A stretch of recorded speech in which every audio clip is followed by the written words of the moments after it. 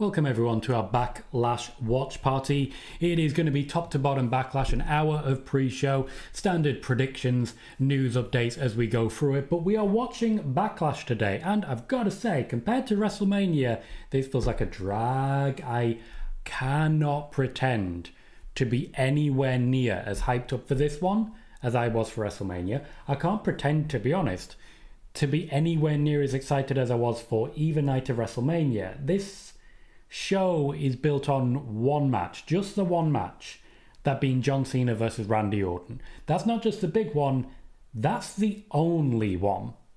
And don't get me wrong, I still think the Fatal 4-Way is going to be great fun. I still think Gunter's going to shine, but really it's all about the one match. So we'll see how long it takes us to get there, shall we?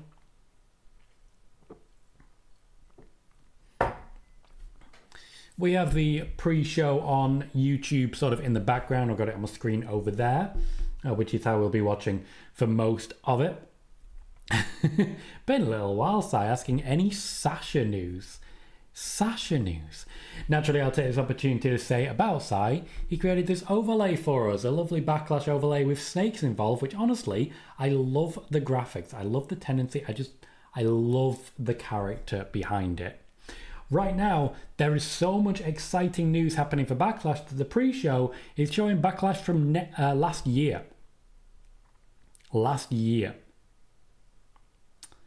So, yeah. I'm going to say hi to everyone who's already joined us. Joe, Bailey, Leon, Jamie, Declan, Liam, Sai. Welcome, everyone. There are 15 people here already, 7 likes, so we're getting off to a lovely start. These shows in particular, I'm not going to be as eager for the chase as I sometimes am. Bailey, that's a fair question about chat rate. By all means, at your own leisure, choose to do so if you would like to. But when it comes to a show like this versus a show like Spoiler Warning, during Spoiler Warning, I'm looking for likes. During Spoiler Warning, I'm looking for chat rate because we have news. We have a lot to share and it's a jam-packed hour. We are live for 4 hours today. 4 hours when it comes to the hour of pre-show and, of course, the next section. Oh, that'll be me. Thank you, Sai. Let's have a quick check. That'll be me. Thank you for letting me know.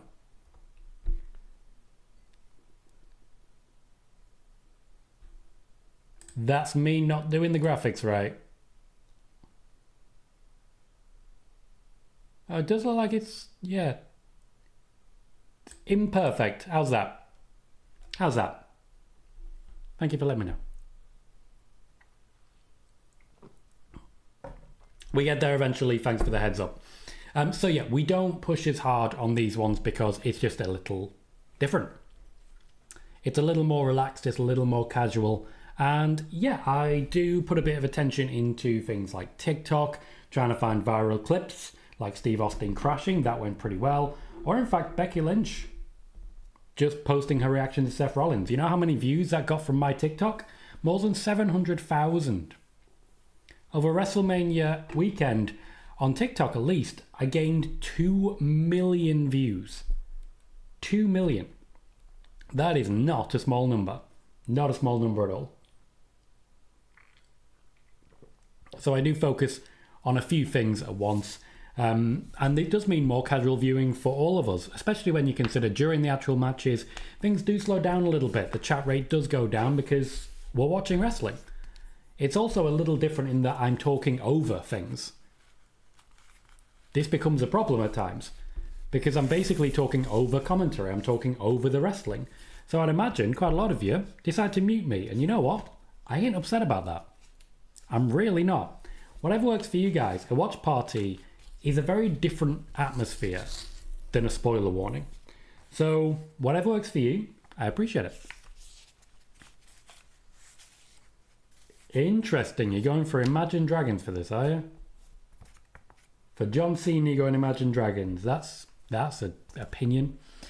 Oh, where were we? Yes, Declan, you do indeed see Cherry Coke. It is the drink of choice for this channel, as you well know. Bam Bam says Alexa Bliss is back, but it seems that she will be solo in the women's division. For now, yes, as I've been reporting since the beginning, the plan was never to immediately throw Alexa into everything Wyatt 6. That was never the plan. was never going to be the plan. They will work in that direction. That report came from other outlets, but never from Tom Colohue. Liam says, Cena versus Truth at Saturday Night Main Event. Can you debunk the rumours? I cannot. Now, as much as I believe and as much as I'm aware of, we are not in a world in which John Cena can afford an R-Truth match.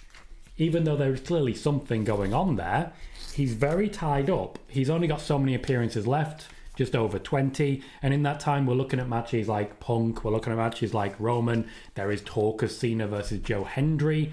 That very much limits the opportunities, especially if you're going to fit in others, such as a match against Drew McIntyre.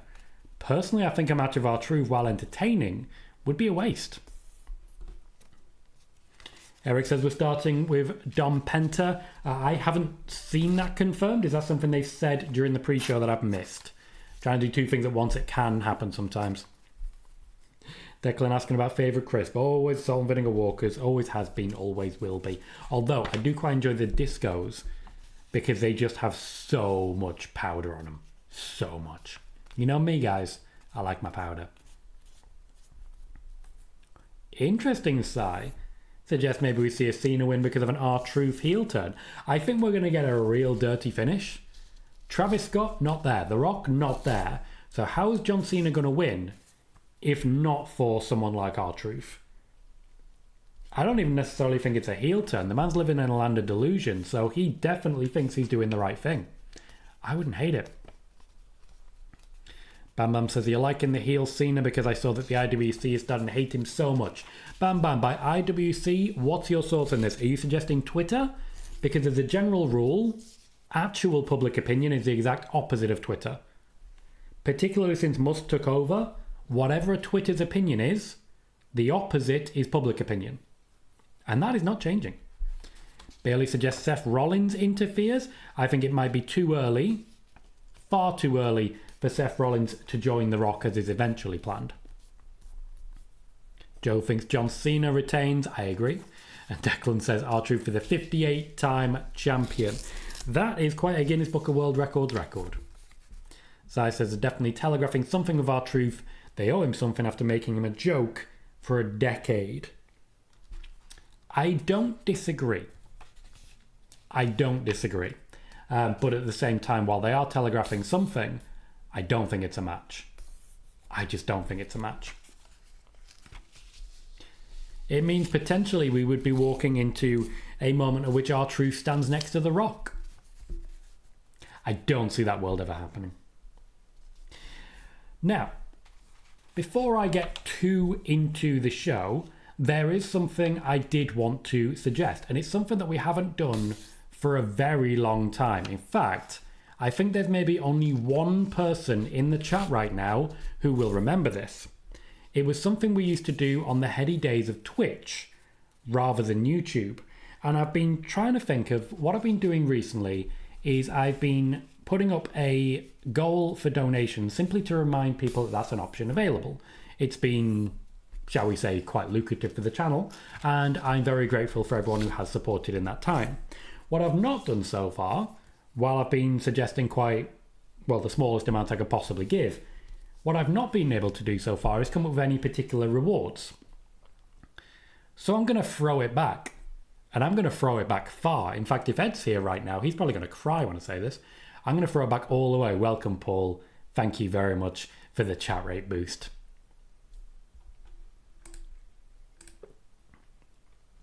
So we're going to start a goal. And I don't know how best to do this. So I'm just going to put a relatively large goal that I don't expect to achieve of 10 super chats worth £2 each. No, let's go all the way. Let's do the 3 hours. For every dollar or pound, I will do 1 squat. So we're bringing back the forced workouts. People seem to enjoy them at the time. I'm just trying to think of something dumb that I can do to give you guys a visual thank you for any donations. Thank you as well, Declan, for the boost to the chat rate. I appreciate it. It's something I've done previously, and it led to, one, quite big numbers on the streams, which naturally resulted in high chat rate and chat high numbers as well. Bailey, you were indeed the one person that I thought would remember it from those days. You were the one person I thought would. I don't believe anyone else would have been there during that, including Sai. Like, you've been here a long time as well. But yes, that's just something that I think we could do. If someone, for example, donates £10 or $10, I will do 10 squats. If someone donates 1, I will do 1, etc., etc. We've had shows where I've had to give up and give money back before. But yeah, we've got 4 hours. I don't imagine a world in which I'm going to be throwing out 100. Let's not say that, because I just don't think it's ever going to be a real possibility. Yeah, that's where it is, Si. So I've basically changed into a Christmas-themed pajama trousers, because I'll be standing up and I'll be doing the squats right here in front of you. Right here in front of you, just to really prove the point. So yeah, let me know if you think that's a good idea. If you think that's something you can get behind, because what can I say? I've got some weight to lose, and I just think it's a good way of not just saying thank you, but also causing pain to me. Bam says, my point is, most of the people think that everything he does during this heel run is repetitive. Oh, it absolutely is. There is no question. You're absolutely right that it is. I kind of like it, though, because ultimately he needs people to boo him. What better way? Has he done that more than once, Si? I only heard the once. That sounds ridiculous in a great way. Sid says, WWE has confirmed that Michael Cole and Wade Barrett will be the commentary team for WWE Backlash. Which, of course, explains why they're not currently on screen. What I would say as well, I did catch earlier Michael Cole saying that Big E is retired. I don't believe Big E ever formally retired. And the suggestion was that he was working his way back to fitness, at least before we saw the moment that he had with the New Day during their heel turn. So, yeah. Justin, good to see you, says, just joined fully on board with Scots. Appreciate you, mate. Just to be clear, nobody has any requirement to donate. There is no need whatsoever for it. If you would like to, you can. If you would not like to, you absolutely do not have to. Okay? Whatever works for you, just by being here, you are helping the growth of this channel. Declan is absolutely smashing those chat rates. Sai says, I've heard Cole do it more than once. He also seemed to indicate he's nursing a hangover. Quite possibly. I mean, you got to celebrate somehow. Ray, welcome. Says, I first started watching you when you were in my YouTube recommended.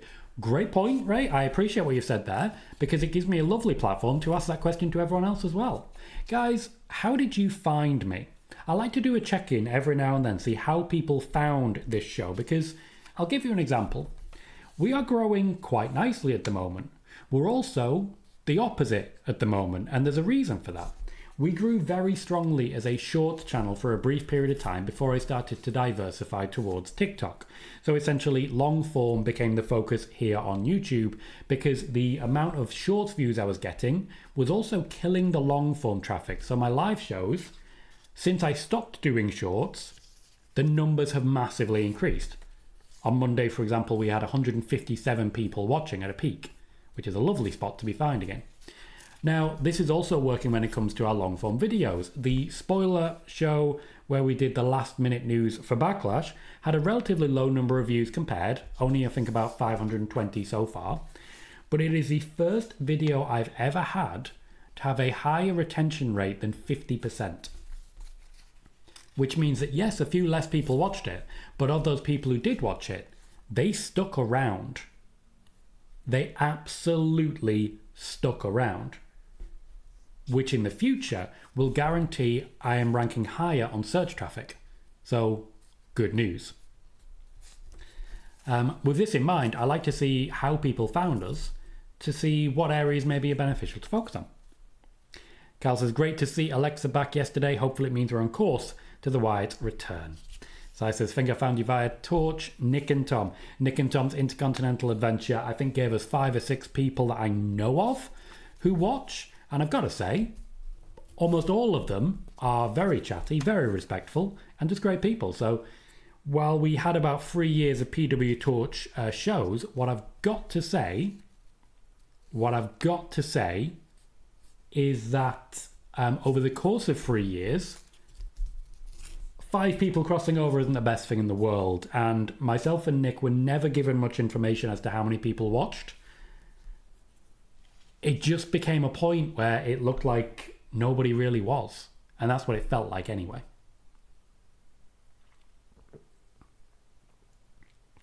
Bam Bam says, is there any news about NXT Europe? Because I think I saw a Triple H interview where he said the project is not dead or something like that. Project's dead. The project is absolutely dead. There has been no movement on it for multiple years. It's dead. Leon says, shorts. Thank you, Leon. Definitely something that makes me consider whether I should still be doing shorts, but we'll get back to it at some point once I work out a good balance, I'm sure. Bam Bam says, I found you because of Wrestling Days. He certainly sent a lot of people over here. I believe the big thing really that Wrestling Days put me over for, if you'll forgive the wrestling terminology, was during one of the drafts in which I said that Bray Wyatt and Alexa Bliss were not going to be drafted. That this just was not going to happen. There was a lot of talk about it at the time, and I think I was the only person to have that particular inside track. Wrestling Days has been very respectful about my work ever since. Though what I will say is I believe he sources most of his things from YouTube, and as such I don't pop up in his channels not YouTube, the other way around, from Twitter, and as such I don't show up too often in his shows. Massive respect to his work, and I'm very envious of his overall audience, because again, everyone who's come over from Wrestling Days has been very talkative, very chatty, and very good people. Cal says, how's the house coming along, Tom? No real progress over the last few days. At the minute, it's mostly maintenance jobs because, to be blunt, we can't afford to make significant progress. Every now and then we have to slow down a little bit and just sort of bunker, if you get what I'm saying. We do sometimes just need to bunker in a little bit and just make sure everything's running smoothly. So that's what we're doing this month. And I also had to spend a bit of money for my own enjoyment. I say had to. We decided to focus on having a good time and not get too bogged down with consistent, we are working, we are doing this, we have to do this, etc. I'm not going to pretend that everything is focused on this, that and the other and everything's focused on the house. It's been nearly a year. We've done a lot of work and every now and then we need a little break. So there hasn't been too much progress on it, but I'm not unhappy with it. Hello, Gold. Good to see you. Justin says, caught a live stream of Spoiler Warning, which was in my suggestions. Good to hear. That's kind of what we aim for. Cal said, did you see Kurt Angle said he was happy to see the community drop the Perk Angle name? Yeah, he asked for that and the community thankfully responded. So he didn't like it, and ultimately if he's the audience, nah. Sai says, I caught a live Torch stream recently where several people asked for Nick to co-host. It was no sold every time. Sai, when you say Nick to co-host, do you mean co-host that particular Torch stream? I know that Nick has co-hosted a couple of the after shows on PW Torch. At some point, I would like to do a watch party just to try and send some audience over that way. But I don't know if they're set up for raids. So, yeah, because YouTube needs you to set up for raids, the raid system is drastically underused. Declan says, I found you on my wrestling forums and I enjoyed all your news and wisdom. Thank you, Declan. Appreciate it. Cal says, I found you 2 years ago and you've been stuck with me ever since. Ray says, what was the reaction? A fan threw a beer bottle in the ring at John Cena on SmackDown. A lot of respect for John Cena. Not for no selling it, because he didn't. He didn't. He used it. And I would say he used it well. Joe says, I found you in 2021 or 2022 ever since, and I've joined a massive community of all these wonderful, magnificent people. Thank you, Joe. Certainly a lot of respect for everyone in the chat from yourself. And yeah, there is in any show like this a natural sort of turnover, if you get what I'm saying, where a lot of the people who were here at the beginning aren't here anymore, but some of those people still are, and new people have come in. We've continued to grow, so I'm still very happy with it. Alan says, I found you when another channel mentioned you. I think Wrestle Talk or Wrestling Days. It was around 2 years ago. Might well have been exactly what I was saying there about Wrestling Days then. Joe says, also found you because of Days, because I had so many questions and he sent me to the right person. Lovely thing again, Joe. Bam Bam says, could we see Cody tonight? We could. Will we? No, I don't suspect so. Particularly with no Travis Scott there. Justin wants squats. So, $2, 2 squats. Just going to click the big love button next to that, and I'll remind people, if you can, please remember to leave a thumbs up on Justin's donation. That is our first donation, and let's see how this goes, because I'm worried that you're just going to be looking at my crotch here. And I don't want that. So what's a good... Oh, belly. So much belly. What's a good angle? Let's push the chair back. So much belly. You can see why I want to do squats. So we're going to do this. Oh, my knees do not like that. 2 squats. Nice and easy. My knees are terrible. This is not going to go well. And if you want to make it go worse, you go right ahead. We've had worse challenges. I still remember drinking the whole load of What the Hell from Survivor Series. By the end of it, nobody wanted me to keep going. Everyone wanted me to stop. Everyone. Thank you, Justin, for a generous donation. I appreciate you for it. Ah, right. Where was I? Declan says, could we see Bayley tonight? I don't think it's impossible. I haven't had any information as to whether she's travelled, but I know she and Becky will be working together in the near future. I think they'll drag it out a little longer with another match for Lyra Valkyria, and then they'll move towards the Bayley-Becky match at SummerSlam, personally. Gotcha, Sai. Thank you for the update. To be fair, I have nothing but respect for Nick. We parted on good terms. He's a good guy. We've never had a crossword. I genuinely count him as quite a close friend.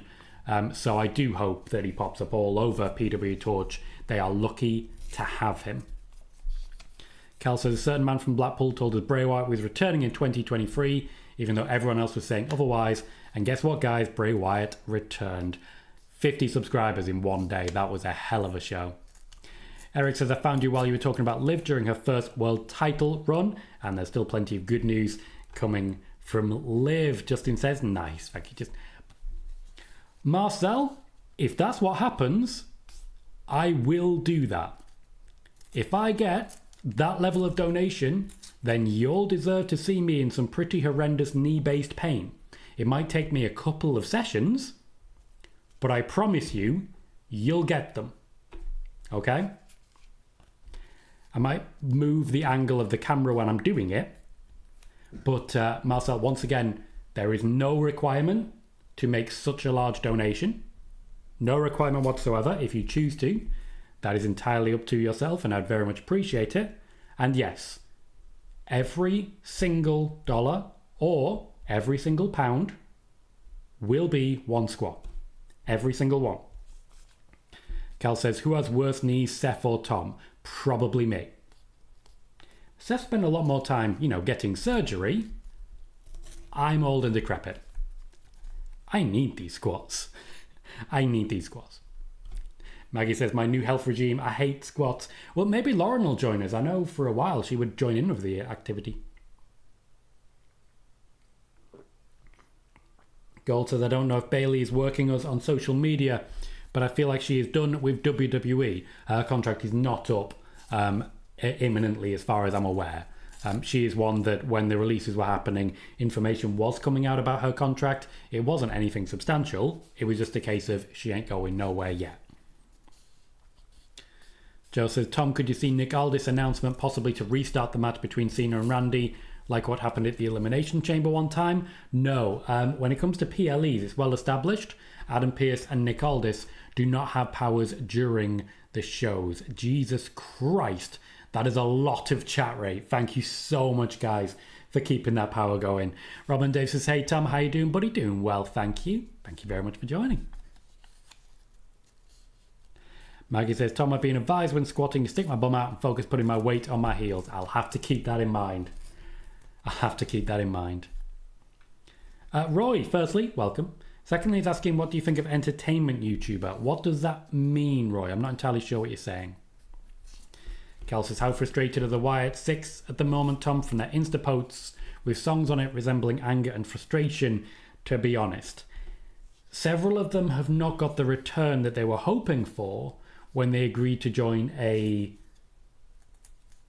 very high level act.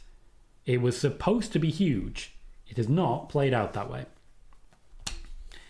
Also, I've got to say, because right now we're watching Bad Bunny versus Damian Priest, when Damian Priest was still a heel, so kind of against what they're going for, from Backlash 2023.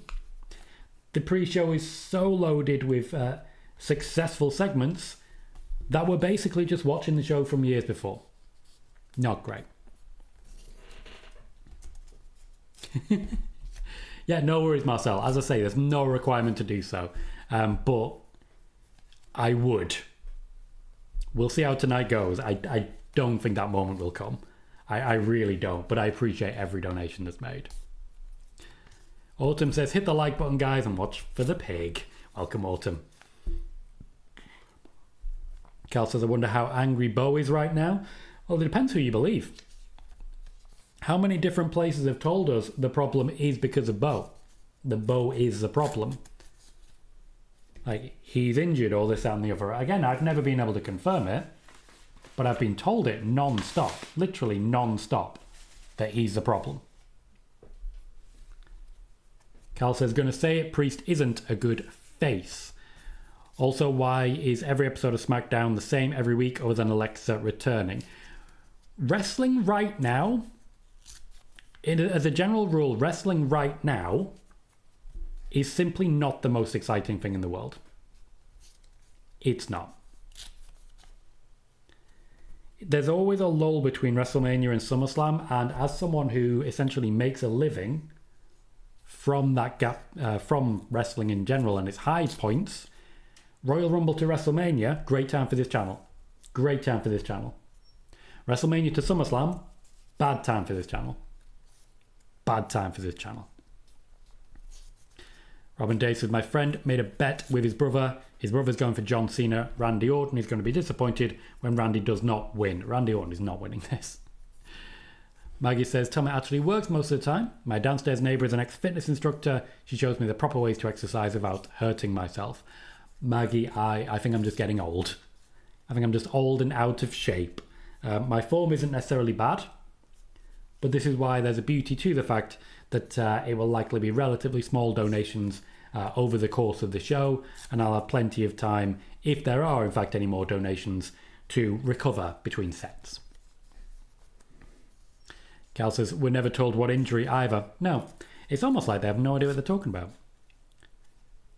Roy says, what do you think of Sean View's entertainment YouTuber? Don't really know the guy. He has popped in every now and then.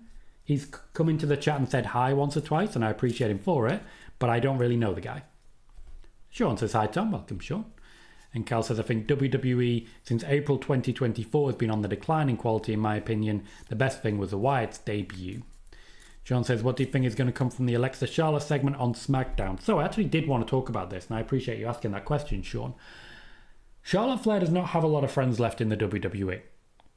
One friend she does still have, and who she's had the entire time, is Alexa Bliss.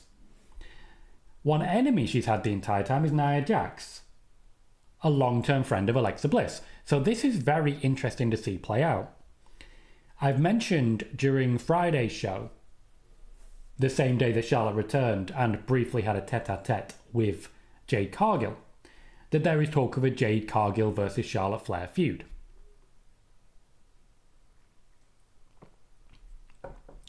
The reason for this is that Jade Cargill and Charlotte Flair have been working together backstage to essentially work on honing Jade Cargill's skills. With this in mind, it's basically a guarantee of another good match for Jade Cargill and a guarantee that Charlotte Flair would be working with someone she enjoys working with. That's the main reasoning behind it, and honestly, I think that's solid reasoning. There's nothing wrong with that as a concept. That's the same as what we're expecting of Alexa. Maggie says, I agree, I'm never excited about wrestling when Roman goes away. Nothing much holds my interest. There are a lot of people really missing, and it's really very clear. They needed Becky back. We've got no Cody, we've got no Roman, we've got no Punk. No Bayley's also not a good thing. And then, of course, Dakota Kai's gone. So what the hell? Declan says, too many PLEs in WWE these days. Reminds me of Vince's booking back in the day. There's actually less than there used to be. There is actually less than there used to be. Fair, Maggie, fair. Just need to stay warmed up for 4 hours. Might do some jogging.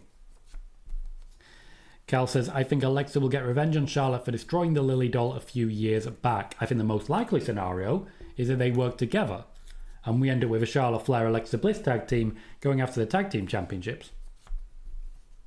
That's what I see. Kai says, how old are you, Tom? I am 36. 36 years old. Very nearly 37. 2 months more to 37. I'll have a birthday stream this time in 2 months where hopefully I won't do any squats. Marcel says, colleagues who don't watch wrestling want to watch with me. What is a good match to show to people who never watch WWE? Depends. What I would say is it basically depends on who they are and what they're interested in. For example, my daughter likes watching wrestling. Her dad wanted to get her watching wrestling, but he didn't show her something she would actually be interested in, which is women's wrestling. She wanted to see women wrestle. I introduced her to Becky Lynch. She's been hooked ever since. So I would say it very much depends on who you're talking about.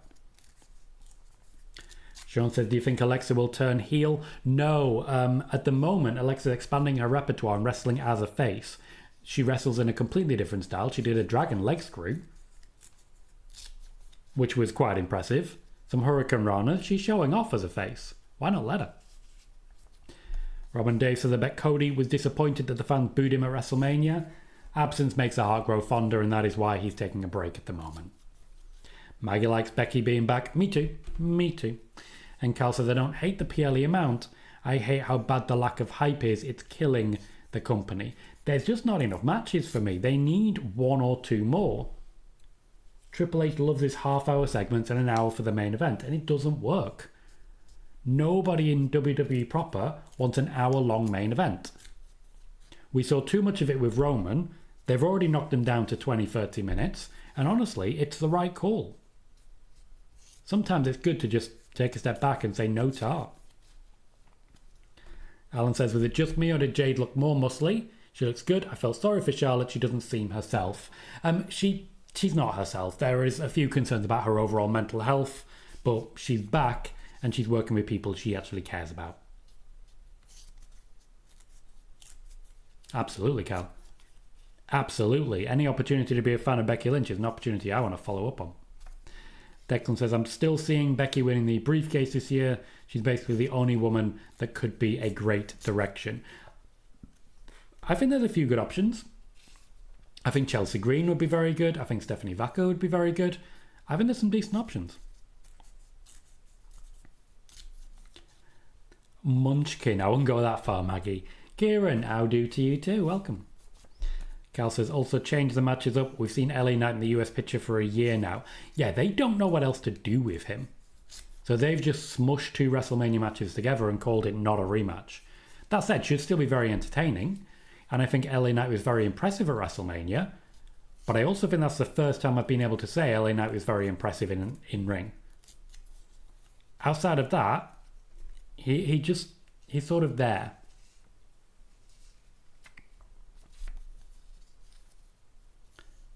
Maggie says, I can never have enough Roman.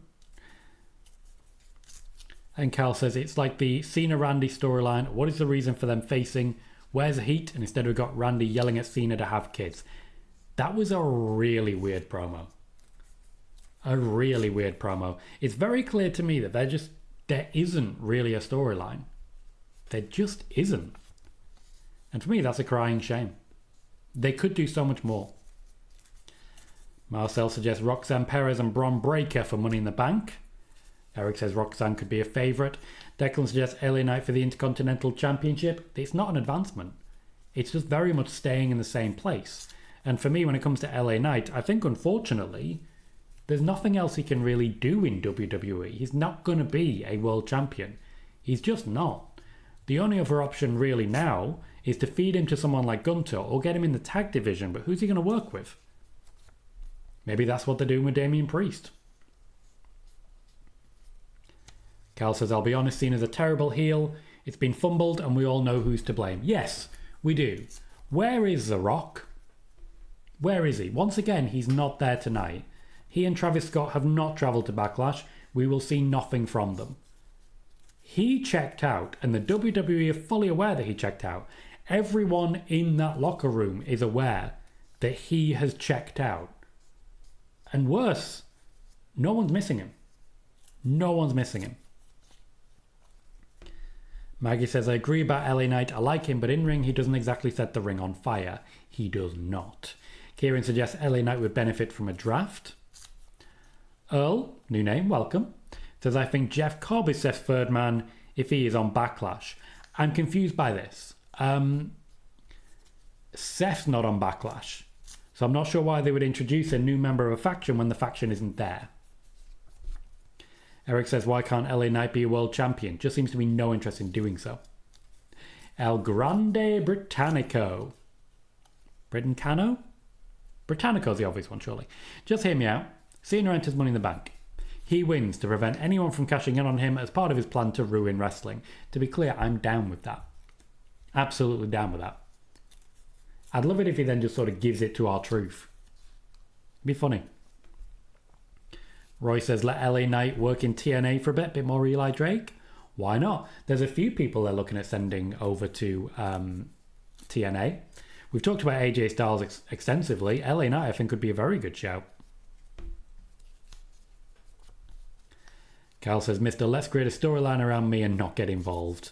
Maggie also saying The Rock's busy with his own agenda, as always. Cal says, that's the worst thing about it. The whole Cena story was made about The Rock. It's supposed to be special. Why did Cena turn for The Rock? It's not for financial gain or opportunities. Give us something. So far, they've given absolutely nothing. Declan says, Randy and John have so much history. The reason it's stale is that they can't mention Vince. That's why. They wouldn't need to mention Vince. Vince is not a big part of the John Cena, Randy Orton storyline. Hello, Coach Nick. Good to see you. Says, hi, Tom. Love the Backlash overlay. Some of Sai's work, of course. Kieran says, Cena wins Money in the Bank, gives himself the finger poke of doom. Wouldn't hate it. That did, in fact, ruin wrestling. Also, I think the only title change is the Women's Intercontinental Championship. I agree. That should give you most of my predictions right there. And Maggie says, I'm powerbombing the like button. Tom deserves it. Thank you very kindly, Maggie. As we are seeing some predictions in the chat, let's talk predictions, because there's only 5 matches, and let's go through them. For those who haven't already watched my video with the predictions that we have, let's talk about what my predictions are. Now, I don't know if they've announced the first match yet. Historically, Becky Lynch always opened shows unless she's main eventing them. So, with one exception, she has opened shows quite recently. With that in mind, I personally thought the opening match would be Becky Lynch versus Lyra Valkyria. My prediction, nice and simple. Before WrestleMania Sunday, before Becky Lynch returned, I told you that she was coming back as a heel. I told you she was coming back to wrestle against Lyra Valkyria. And I told you she was going to be winning the Intercontinental Championship. I stand by all of those things. My prediction is Becky Lynch beating Lyra Valkyria to become the new Women's Intercontinental Champion. We're going to go through all of the predictions now. Cal says, it's like there's no plan either. The Rock has zero ideas, just turns up every now and again, calls fans fat and virgins, then says he loves us and strokes Cody's face. He does love stroking Cody. Now, I know plenty of people who do love stroking Cody. I'm not one of them myself, but that's a lifestyle that some people do live, and I respect them for it. Christopher Leclerc says, Bayley returns and costs Becky Lynch. Maggie says, Cena's heel turn has fallen flatter than a pancake. Declan says, I got my Becky Lynch shirt on and ready for Backlash. Roy says, what did you like better for PLE, WWE Network or Netflix? Either. They were both pretty much exactly the same for me. What I would say for regular programming, I'm a Netflix guy. Elle says, I think if Cody returns, he comes back as a heel or he attacks Cena. I think the attack Cena option will be there. And I think it might be a Bullet Club reunion. Alan says, I see Naomi winning Money in the Bank, screwing Jade out of the briefcase. Wouldn't hate that as a concept. And Coach Nick says, I think The Rock only wanted to come back to turn Cody heel. When he didn't get his way, he took his ball and went home. Sai also has Becky for that match. Cal says, I think Lyra wins due to Bayley. And also says The Rock wants Cody's adrenaline. It's in his soul. Sai says, I think they need to build this belt up a bit with Becky before Lyra gets it back. And I agree with that. It's currently the sort of least prestigious championship in wrestling. So for me, well, not in wrestling, in WWE. So for me, it would be a big boost to have Becky Lynch as champion. Let's talk about the next prediction, which is for the Men's Intercontinental Championship. I have Dominic Mysterio versus Penta. And unfortunately, when it comes to Penta, he's just not been the focus in WWE. He joined the WWE at a very difficult time. The WWE were hoping to get both he and Rey Fenix and had been making plans for them as a tag team. They are still planned to be a tag team quite soon. So personally, I do have Dominic retaining a beatdown from Judgment Day to Penta, and then Rey Fenix coming out to see off the competition. That then leads us to, of course, a move in the draft and the Lucha Bros tag team when the WWE eventually get round to it. For Judgment Day, I have JD McDonough being sort of the key figure here, Finn Balor being sort of the useless figure here, or in fact just not really wanting to help Dominic, because I think eventually we would have Finn Balor versus Dominic. Now, it was originally intended that it would be Finn Balor turning face as he joins with AJ Styles and Cody Rhodes as members of the Bullet Club. But there's a spanner in that work. A big spanner in that work. That being the fact that fans are choosing Dominik Mysterio. So I have Dominic retaining and keeping the Intercontinental Championship. Autumn says, Tom, who's your favourite wrestler? There's a few that would immediately jump out. Becky Lynch has definitely been one of my favourites for a very long time. Jay White is someone I absolutely adore in all possible ways. I don't think he's necessarily been what he was in New Japan in AEW, but I still think he's an amazing wrestler and just brilliant on the mic. I'm also a big Alexa Bliss fan. We all know this. Declan says, what would be the plans for Becky after she loses the Intercontinental Championship? Do we see her going for the world title? I would say it's very early for that. They're essentially putting her into the Intercontinental Championship mix to intentionally keep her away from the world title. Cal says, I hope they treat the IC Women's title better than the US title. We've seen the same 3 women on the US scene for months now. To be fair, we've seen only 1 woman in the Intercontinental Championship scene for months now. So I'd say at least the US title has been on TV. Sai says, I have Penta here. It's the one I'm least confident in, but otherwise I have all heel wins all night. Wow. Wow. Come to think of it, technically so do I. Technically. Huh. Earl says this would make Backlash the best if Rock returns for Cena match, then Cody comes out ready to attack The Rock, and Cena starts to attack Orton and joins Rock and Cena. That is definitely not happening. Cal says, I see Dom winning because of El Grande Americano. That would also be a good way to get Rey Fenix back involved. Christopher Leclerc has also got Dominic winning. Sid says, I will always do Dominic Mysterio, not a fan of him. So you're not a fan, but you'll still do him. Interesting. Eric says, can you see Cross dethrone Dom or Fatu? No. Declan says, if Becky Lynch wins the Intercontinental Championship at Backlash, Becky 2 Backlash 2016, she won the SmackDown Championship, and now 2025 Women's Intercontinental Championship. Thomas is here, says, hi Tom, I've got Dom. Welcome, Tom. We currently have 35 people watching on YouTube. Only the 26 likes, so I think there's a bit more we can get there. Let's hit that thumbs up as we go into our next few predictions. What I also want to point out is I've set up a little challenge for myself for donations. Most recently, I've been sort of putting a donation up there simply as a goal to remind people that that's an option available. What I'm doing today is to give you a bit more bang for your buck. For every pound, for every dollar donated, I will be doing a squat. And the first two did a bit of damage to my knees. So I'm excited to do more because I need to strengthen those knees. So a big thank you to anyone who is thinking of donating, and a big thank you to everyone who's currently with us and has hit like already. There is no requirement to donate. No requirement whatsoever. I would be grateful if you did. However, you do not have to. Just being here is an amazing benefit to the growth of the channel. Marcel has Dom. Joe has Dom as well. I wish I hadn't mentioned it now.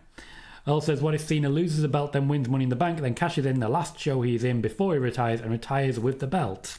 You've got great ideas, Earl. None of them are happening. And Thomas says, the only face I can see winning is Pat thanks to a Goldberg interference. That's the one I'm least confident about. Sai has donated £2, which means we're doing the 2 squats. I'm going to hit the big love button right there. I'm going to move that in that direction so you can see more of my face and less of my chubby tummy. You can still see too much, but we're going to do 2 squats right here. See how it works. 1 and 2. There we go. 2 more squats, bit more bang for the buck. I've given £2 more, says crack those knees. All right, fair enough. Thank you very much for your generosity, Si. I appreciate you. That's another £2 up we get. I hadn't even moved it down yet. Let's crack those knees. If you can hear it, I do apologise, but not really. 1 and 2. So that's 6 so far. I would call that a good start. Thank you very kindly for the continued generosity, Si. I am grateful, of course, not just for the donations, but also for the overlays that you provide for the channel. You've given a lot to this channel, and I'm very grateful for you. Sid says, I meant boo Dominic Mysterio. I'm not a fan of him. Fair enough, Sid. I get what you're saying. Si says, I wouldn't say I'm being generous. I'm literally laughing at you. Mate, you are donating to the channel. If laughing at me is worth it to you and gives you a justification for it, laugh at me. The reason we were so successful on Twitch is because people laughed at me. That was genuinely a big help and was one of the reasons the channel is as successful as it is. Let's do it. Coach Nick says, I think Chelsea Green would be a great Money in the Bank winner. Would be also hilarious if she pulls an Austin Theory and cashes in on the US title. Not sure if her gimmick makes as much sense with the WWE title. There, I get what you're saying. Also, that was one of the dumbest things Austin Theory ever did. Robin Dave says, do you think Cody will get back the championship at SummerSlam? No. Devin says, hey Tom, I was wondering if you had any thoughts on who would win both men's and women's Owen Hart tournaments. Haven't been following AEW closely enough, Devon, to be able to answer that question. I'm not entirely sure who the finalists are. El says, do you think Solo turns on Fatu after the match tonight? No, I think they spin their wheels for a while. I really think they overdo this one. Sid says, I'll go crazy if Goldberg shows up at Backlash. Been a fan of him since the WCW days. Sean says, Indy won the HOG Women's Championship. Congrats to her. But I also feel bad she now has to put up with JD from NY and Solo Monster. No one should ever have to put up with them. No one. Maggie says, Tom, you're going to be like a Jack in the Box before the end of the show. I saw a trend on TikTok that I feel challenged by. If you kneel down and you manage to jump up onto your feet, it's a good sign. I can't do that. Too old. I used the word decrepit earlier, and you know what? That's the answer. Too unfit, too inflexible. You know what'll help? Squats. Sean says, is Twitch done for now, Tom? Yes, it is, Sean. Unfortunately, because of working on the house and everything like that, I simply can't justify the outlay of my streaming software having the multi-stream capability. I cannot justify that outlay. So for now, unfortunately, our focus is on YouTube, and Twitch is sitting in the background until such time as I may decide to revisit. For now, not so much, but I might revisit it if I decide to do more gaming content or anything like that.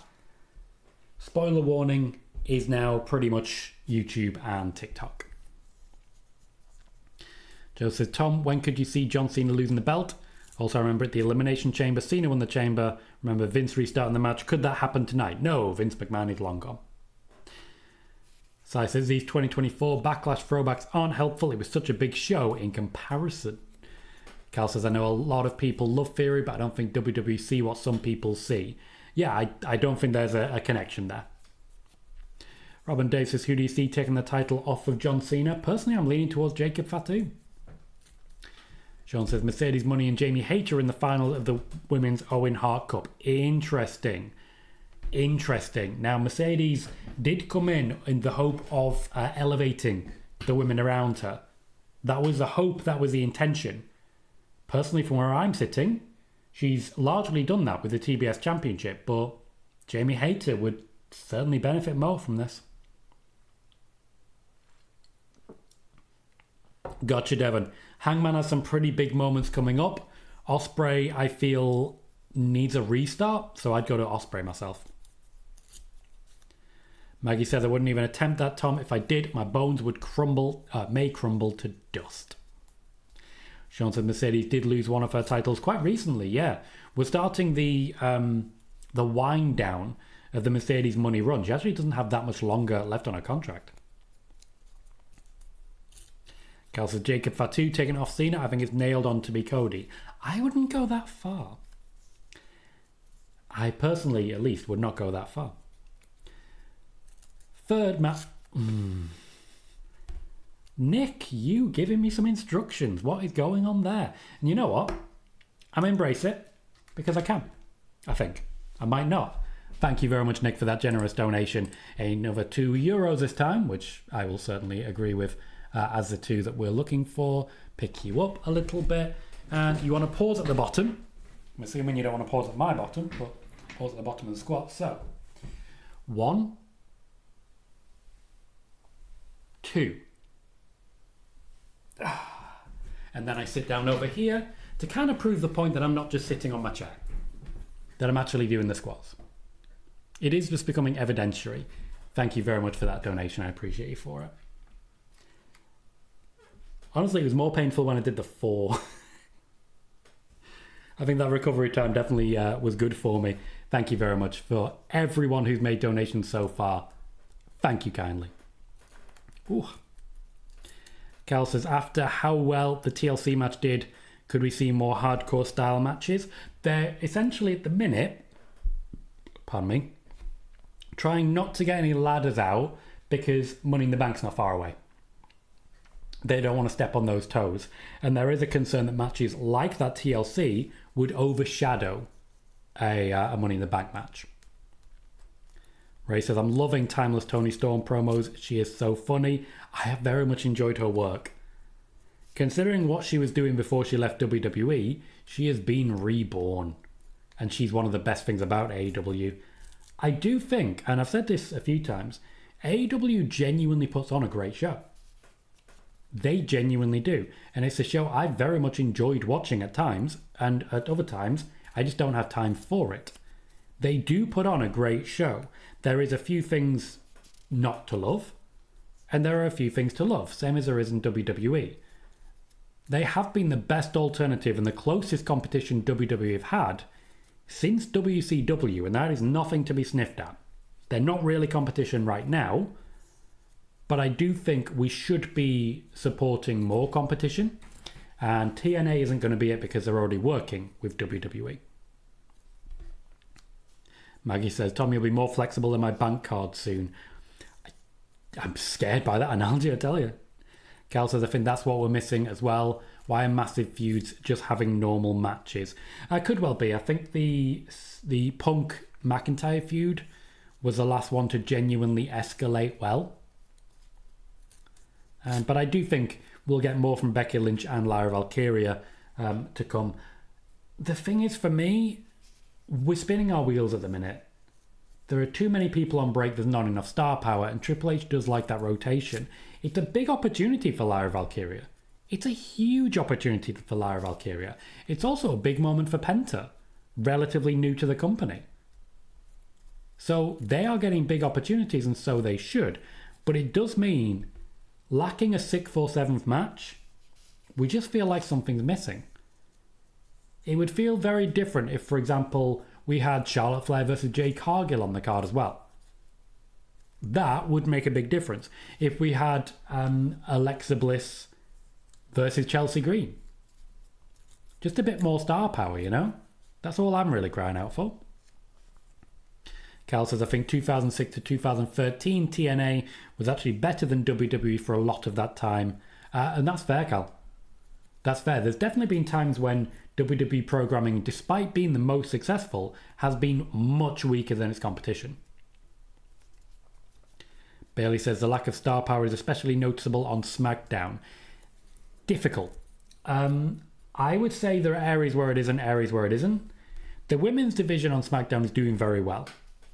The return of Alexa Bliss, the return of Charlotte Flair, when you add into what we already have with Naomi, with Jade Cargill, with Tiffany Stratton, who's very much on the rise, with Nia Jax, good spot. The tag team division is magnificent. Even though they haven't necessarily got the star power, they are still fantastic and well worth the watch. The main event scene, that's where we struggle. But you've got John Cena versus Randy Orton right now. Just need a bit more. Sean says, I saw a video with Saraya in it. She said she was pitched a love storyline at AEW of AEW wrestler Daddy Magic. She said she turned it down. I genuinely never heard about Daddy Magic until that exact moment. And honestly, the name confuses me. So I said, wouldn't a bank card snap in half? Yeah, hopefully my knees don't do that. Maggie says, I really hope WWE start appreciating Drew soon. It's disgusting why they keep pulling the rug out from under him. Drew's awesome. The man's had a lot of championships in the last few years. He's got a brand new contract now. He's working directly with The Rock to build his Hollywood career. He's got some big moments ahead of him, don't you worry. Cal says, 2017 to 2020, WWE were lucky there wasn't any competition. They would have been cooked. They were dark, dark times. They very nearly were with the arrival of AEW just after that. Declan says, Tom, do you see Money, aka Sasha, back in WWE? Yes, eventually. Yes. Cal says, did Triple H want Vince out in 2018, 2019? No. Triple H never wanted the job role that he has right now. He just wanted to wrestle. Sid says, when will Pete Dunne be back on WWE TV? Hopefully when he gets the hell away from Tyler Bate. The further away from Tyler Bate he gets, the better it will be for his career. Bailey, I would argue that quite a bit of the WWE after Stone Cold arrived was not particularly good either. Particularly in the Ringmaster days. Still one of the weirdest bits of trivia you could see. Still one of the weirdest bits of trivia you could possibly imagine is just the fact that The Undertaker was introduced in partnership with Brother Love. I know that's not even relative to anything. Barely even factors in as a tangent. But that is a thing that happened. Brother Love introduced The Undertaker.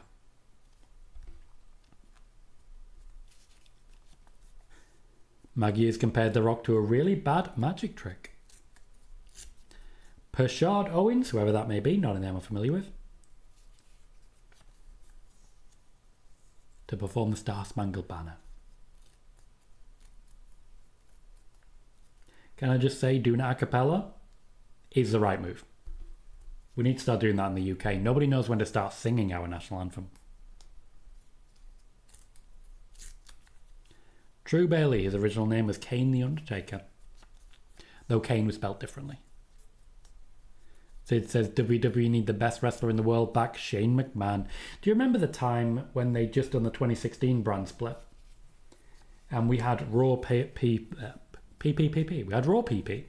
And we had SmackDown PP. And Shane McMahon was a key part of programming. I remember an hour-long Hell in a Cell between he and Kevin Owens. And also Randy Orton versus Jinder Mahal.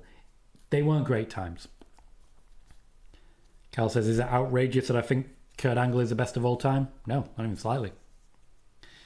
Sean says, how does the process of a release get their name back from WWE go? Indy said for NXT 2.0 was happening. They were told to change their names or sell theirs to WWE. Yeah, that's what happened. The WWE under Triple H don't care so much. They really don't. Cal, yeah, I think Shane McMahon could return one day. I just don't think he wants to. Also giving a lot of love to 2016 SmackDown.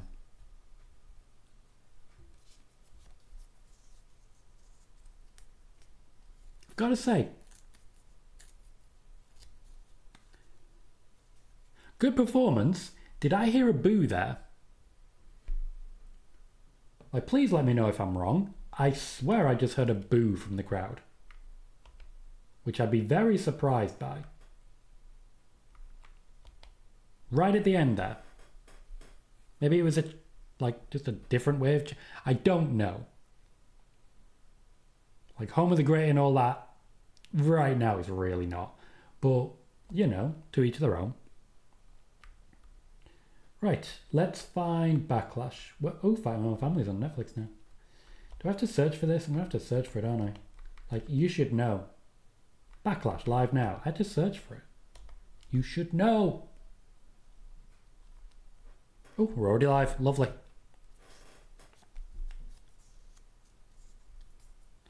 Sean says, Indy said she sold hers to WWE, but when she was released, she asked for her name back, and they gave it to her. She said she was lucky. She wasn't lucky. That's just the process now. Carl says, did Samoa Joe saying Chris Van Vliet didn't want to use a muscle buster because of what it did to Tyson Kidd? Yeah. Dom says, what's up, Tom and chat? Don't forget to hit the like button. Away 5 words for you. I'm just a sexy boy. Sexy boy. Sean says, what a world we live in, Tom. Cena is a heel, Randy is a face, and both Charlotte and Becky are heels. I feel like Becky got a bit of a cheer there as well. Bailey heard the boo as well. I want to say, Tom, sorry I'm late. I was nursing an ankle injury. Feeling a little better. Good to know, mate. Good to know. Welcome to the show. We get the arrival of Randy Orton off his personal bus. We didn't get a proper look at the bus, but probably because he's already put his cock on his shoulder. I do like the hazardous material sign. That's definitely where you want Randy Orton. Just works for me. Just works. So, Backlash historically has been almost entirely rematches. Under Triple H, that's changed a little, but there is still an element of it. It also, in many ways, has the most rematched match of all time. John Cena and Randy Orton. It's just nothing but rematches for their entire career. This match has been their entire career. We've got an element of rematch with Dominic versus Penta. Firstly, they were in that fatal 4-way, and also they've wrestled quite a bit. We've also got 2 rematches in one for the United States Championship. But there are a couple of fresh ones. Becky versus Lyra should be fun, fresh, new. Pat McAfee versus Gunter could be very exciting as well. There is reason to be excited here. There is reason to be excited. I just probably need a little more before I can really commit to being excited.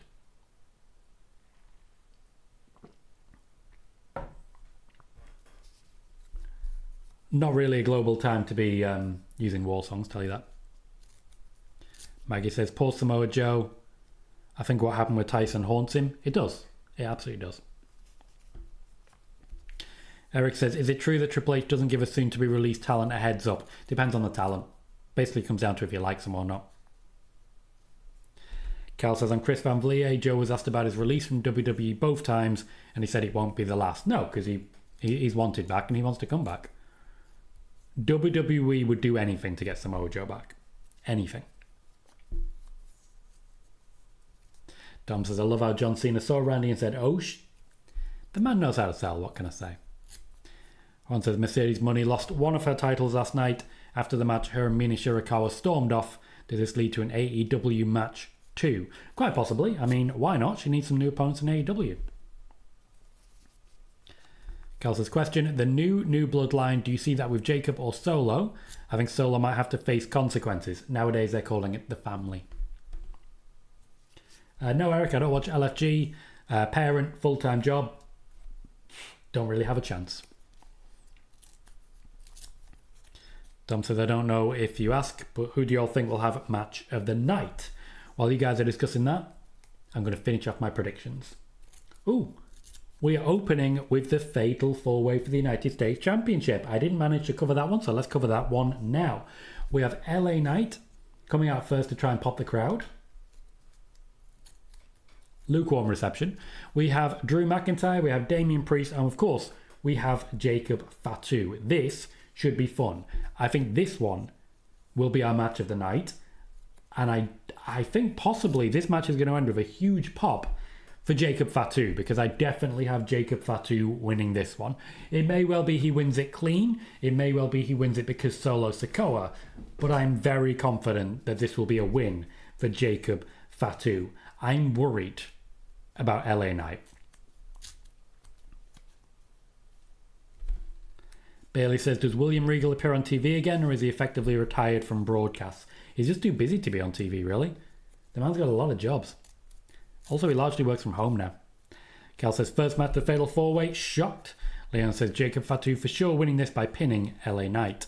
Sai says, that's the leaked match order out the window. Okay, cool. Knowing that, Sai, firstly, can you do me a favour? Tell me what the leaked match order was and who reported it. Let me try and find it as well. Just going to do a Google. Backlash 2025 match order leak. 1 hour ago via F4W, 2 hours ago via Wrestling Inc. Let's go with them because theirs is older. According to Corey Hayes of bodyslam.net, ported rundown is... Oh. Yep. Dom versus Penta. Looks like Corey Hayes of Bodyslam was incorrect.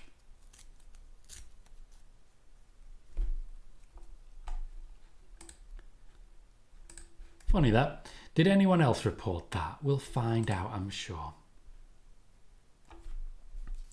Maggie says the weekly shows are mostly rematches. Same people fighting the same people. Can't even be bothered to watch now because I'm not missing much. I would love Samoa Joe to return to WWE. Age injury, maybe not. I get what you're saying, Maggie. I think he could still put on a great match. Imagine Samoa Joe versus Jacob Fatu. Imagine Samoa Joe versus Gunter. Hell, imagine Samoa Joe versus Drew McIntyre. I think I'd have great fun. Cal says, why in 2025 every PLE do people still believe we'll see Brock show up? Because people are idiots. People are idiots. I was in the kickoff show on YouTube earlier. There were 27,000 people watching when I was there. I was trying to chat to some of them, give them some answers to some questions, try and advertise the show a little bit without necessarily doing so overtly. Everyone was asking the same thing, and a lot of it was real weird. Bailey says, has LA Knight hit a plateau where he gets a pop but is no longer considered a title contender? Yeah, pretty much. Pretty much. Sai says, yes, I had the same link and source. Sorry, should have credited. No worries, Sai. Oh, discredited, yeah.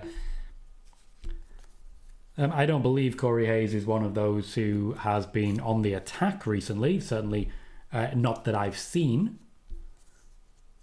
But yeah, we have to call things out when they're incorrect. Has there been anyone who's confirmed it, I wonder? SC Scoops 22 minutes ago. Report from Corey Hayes of Bodyslam and PWN. PWN, not fans of me. They said I get things wrong. Funny that. It is amazing how often this happens. And you just watch. You just watch how this apparently becomes me being the problem. Let's see. Oh, okay. So, a little thing worth pointing out, WrestlingHeadlines.com. Oh, no, that's shady. That is shady. WrestlingHeadlines.com.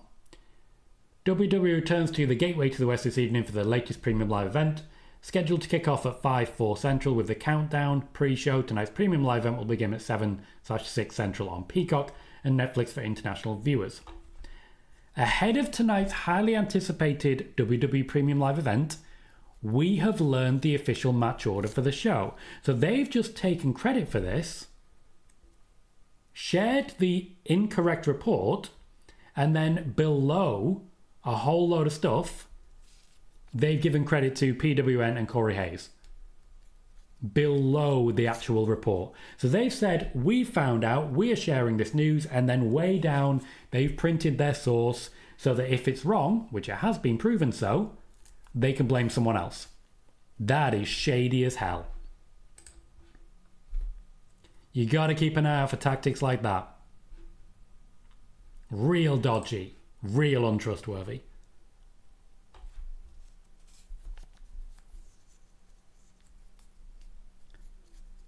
Maggie says, I can imagine all of that, but would Triple H do the right thing creatively with him? I think he did in NXT, I'll say that.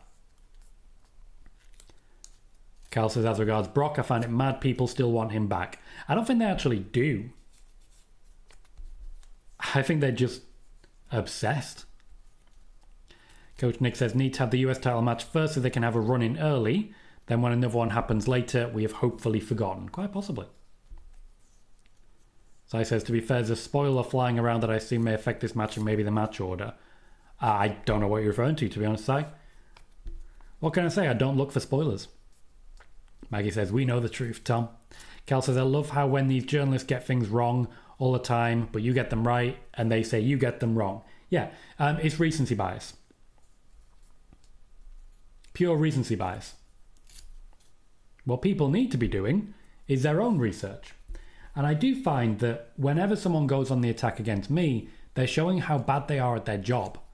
Because if you did your research, even slightly, if you watched one video, you'd know how ridiculous you sound. But the people they speak to don't want to watch one video. They want to believe whatever the idiot preaching at them is telling them.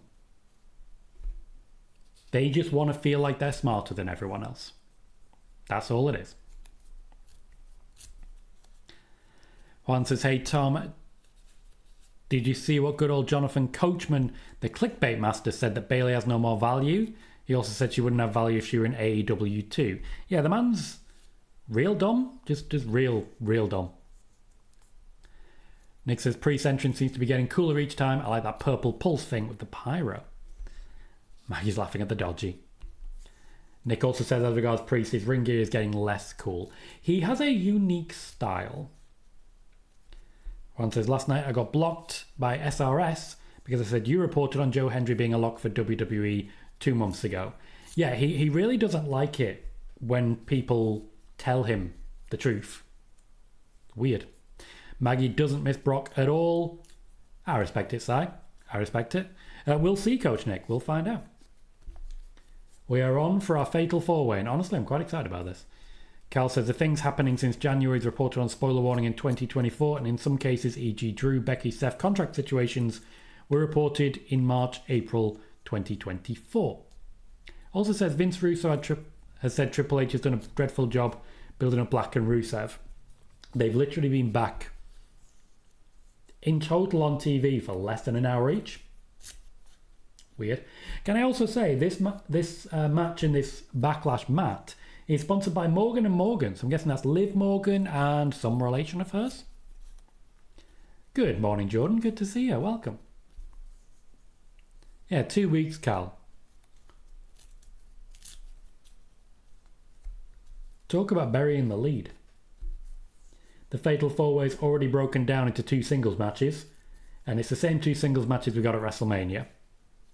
LA Knight is in the ring with Jacob Fatu, Damian Priest and Drew McIntyre moving outside. The WWE do this with multi-man matches. They just rotate. Also, can I say I quite like the new referee top. Not bad. Looks mobile. We did have a troll. Sai's already on top of it. And I would also suggest we didn't necessarily have a troll. We had a bot. If we have a bot, that suggests to me the show's doing quite well.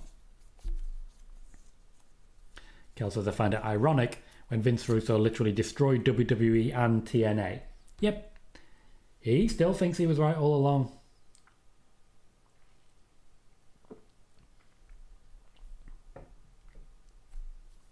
LA Knight's looking great, which tells me he's about to have a very rough time.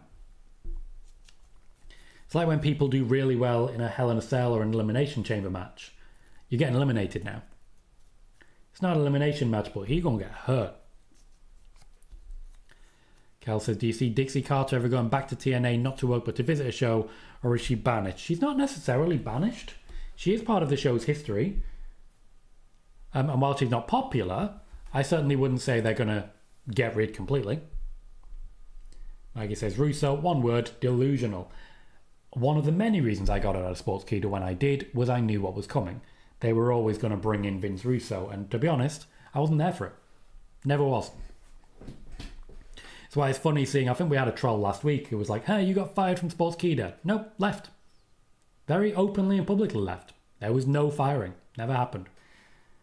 I also really like how many people on Reddit have spread the complete lie that I got fired from PW Torch, which is even...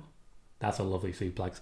Even more funny when they started sharing that lie while I actively worked for PW Torch.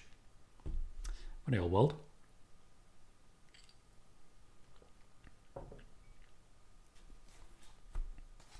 Not that mental, Cal. Spike TV know better. They know better. One says, thoughts on AEW leaving Cody Rhodes off the cover of their new book? Not surprised. He's not there anymore. What is McIntyre doing here? Oh, he's going to kick someone. Cool. We are very much in the ring. It hasn't broken down the way I was expecting that. I like that. Joey, as I say, is probably just a bot. So it's probably a mining factory somewhere. Somewhere in China or Taiwan or Bangladesh, somewhere like that, who's just trying desperately to get people over to their website. And you know what? Annoyingly, it would work, apart from the fact that you're doing it on my channel where people are not dumb enough to fall for that. Cal said, a lot of former TNA wrestlers always say Dixie is lovely, but she's too nice and it cost her. And that Vince would have eaten her up in a business sense. I mean, he did. Also, welcome, Joey. Maggie says, I really want Drew to win. I'll probably be disappointed. I would say so, but you won't be disappointed for long. Oh, I love that. Love that. Jacob Fatu versus Drew McIntyre has been mentioned, and they're excited about potentially doing it. Everyone else is basically just a spoiler in this match. LA Knight and Damian Priest, very much just sort of there. It is all about McIntyre versus Fatu. It's why they've not really engaged much. One says, I mean, sometimes when WWE releases new books or DVDs of their history, they normally put wrestlers that don't work for them. Just curious. It depends what they think will sell the most. Whereas AEW do really care about putting over the people there right now. Interesting Samoan drop. Didn't really work out for you, I'd say. I mean, don't get me wrong, Jacob, you look fantastic. But that wasn't the best thing you've ever done. Bailey says, much was made in wrestling media after the cuts that WWE was letting people go because of age.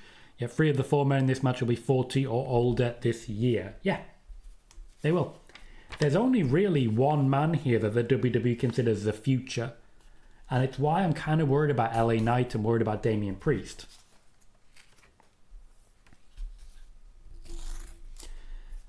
Sai says, we have our first bombshell of the night. Green shirt guy doesn't appear to be there. That would be ridiculous. I can see a green shirt a couple of rows back. Is it blue shirt guy? Has he changed his shirt? Further proving what I've just said, look what's going on right now. This is not a feud that's going away quickly. They are milking it. I expected the crowd to be more into it, to be honest. If this was Gunter and Fatu, they'd be absolutely going ham. If it was Breaker and Fatu, they'd be going ham. McIntyre's a big name, but I don't know. A little disappointed there. Hell, if it was Sheamus and Fatu, they'd be going ham. It's not Maggie. I'm worried. I need to call the police. I do love when Fatu does the shoulder tackles. He just throws everything he's got at the guys. You will know a singles match is broken out. This is because of the feud incoming.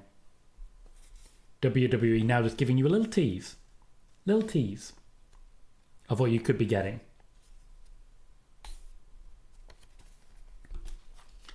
Cal says the crowd can't be into it when we've seen these four guys involved for months. We've seen combinations of it, but we have not seen Jacob Fatu and Drew McIntyre. This is the first we're really seeing of the two of them. I think it's just maybe a bit too obvious that this is where they were headed. Crowd are into it now. Maggie says, Drew's the same, always gives his all every match. He has thrown everything he's got at this. It's entertaining, I'll tell you that. Fans, well, Jacob Fatu mugging for the fans there, really. Oh, straight to the eyes. Straight to the eyes. Straight to the eyes. I think this is Jacob Fatu wrestling face. I really do. Superplex? Oh, nope, there's an LA Knight again. Here to spoil things. Why is it Drew always... Oh, I was going to say, why does Drew always get hung? It's so we can do sit-up suplex.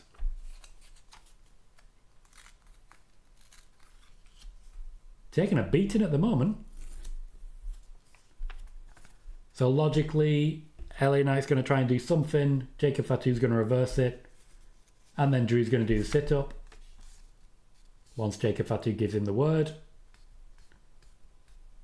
And the word is now. Yep. Oh, and to a senton. Lovely. Lovely. Cal, that is exactly what I said. Drew McIntyre is hung. Every chance he gets, he hangs Drew.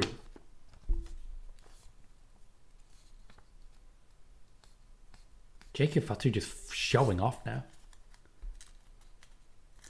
That senton was nowhere near Drew McIntyre. He's a bit too into it now. Oh, that's a finish.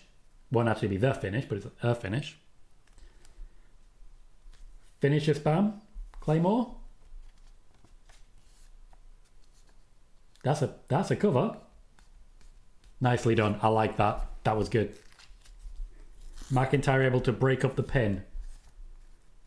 But that explains how he can't pin Priest. So he hit the move. He wants to pin Priest, but he can't because he has to break up the pin. Nowhere near him. Nowhere near him.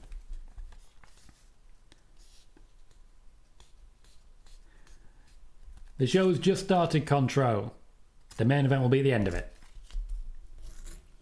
Cal says, to be fair, Drew's feud with Punk is bigger than any title match he could have had last year. I agree.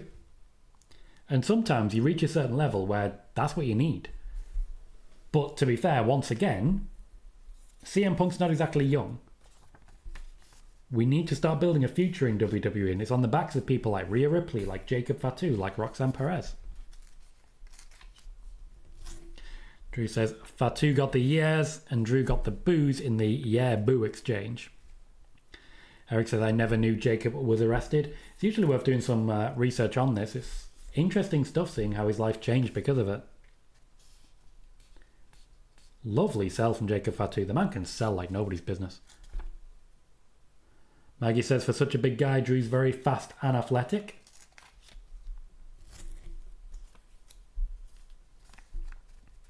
Maggie says, Drew's used to the booze, bless him. The man knows his job. Hello, Ishi, good to see you. Cal says, problem for Priest, after this setup, I don't see where he goes. I am genuinely starting to think a tag team with LA Knight is in his future. I don't know how that looks long term, but I think it's likely. Claymore tonight. This would be a great time for Damian Priest to get involved. Drew just checked, pulling him out the ring. The ref got into position too, obviously.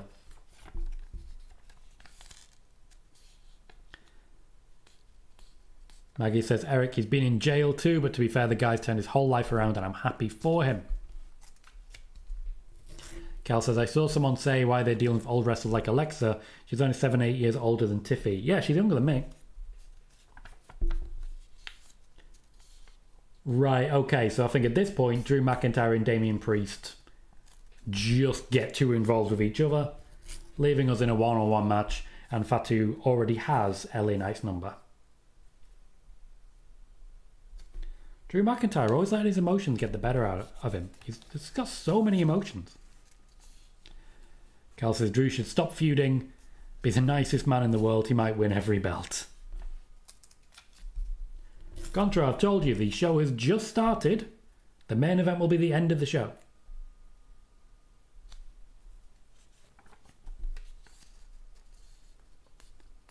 LA Knight's over-celebrating with the crowd. Still hits it. Cal says, I can see Solo being involved. This would be the perfect time for it. Why are you going for another one? Ooh, to be fair, good flight.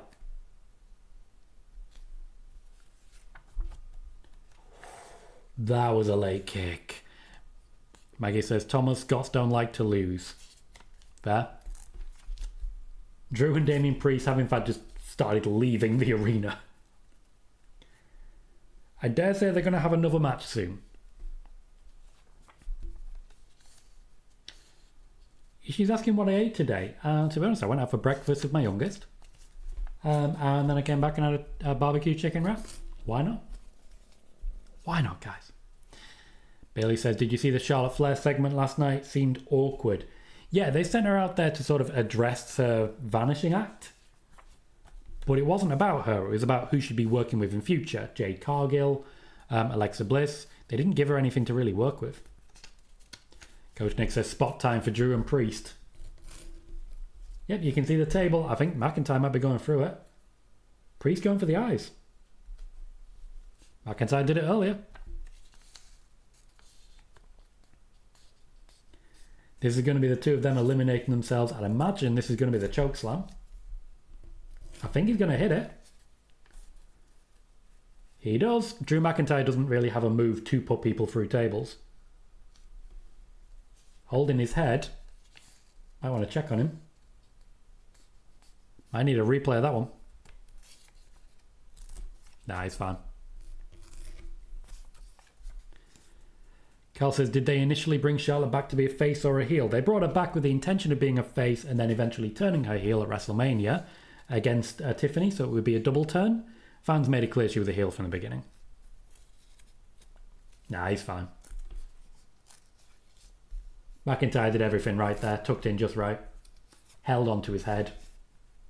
Clever.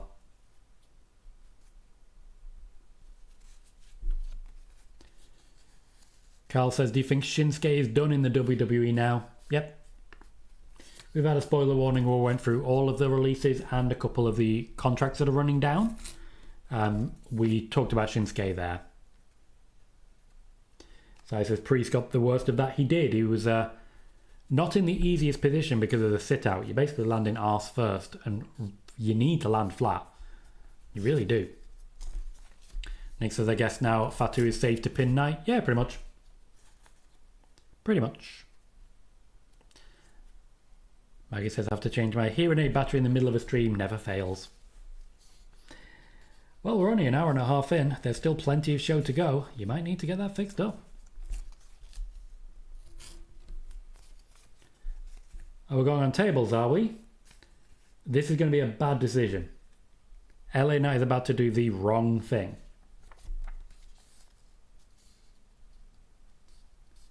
Jacob Fatu watching, waiting, alone without a care. There's Solo. Fatal 4-way is no DQ. I never understand why it takes so long for Solo Sikoa to get involved. I remember a triple threat WrestleMania main event, Edge versus Daniel Bryan versus Roman Reigns. The entire match, Jey Uso was beating the crap out of Edge. The entire match. It's no DQ. Why wouldn't you do that?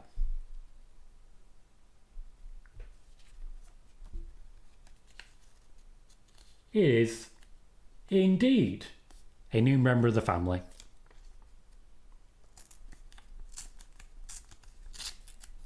So we've spoken about this previously. We're expecting Jeff Cobb in the WWE.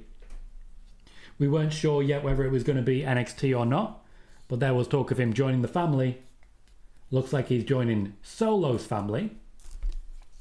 As regards Jacob Fatu, not necessarily likely to be happy about it.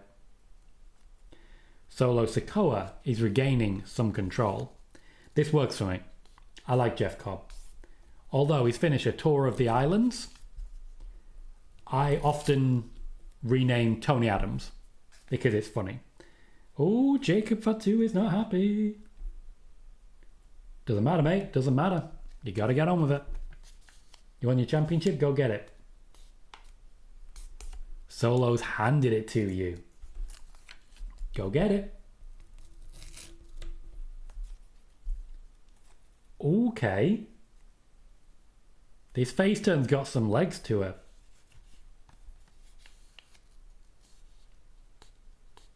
Nice from LA Knight there. He's going to take the win. Yeah, I did see that one as well, Si. And honestly, I'm just excited as a concept.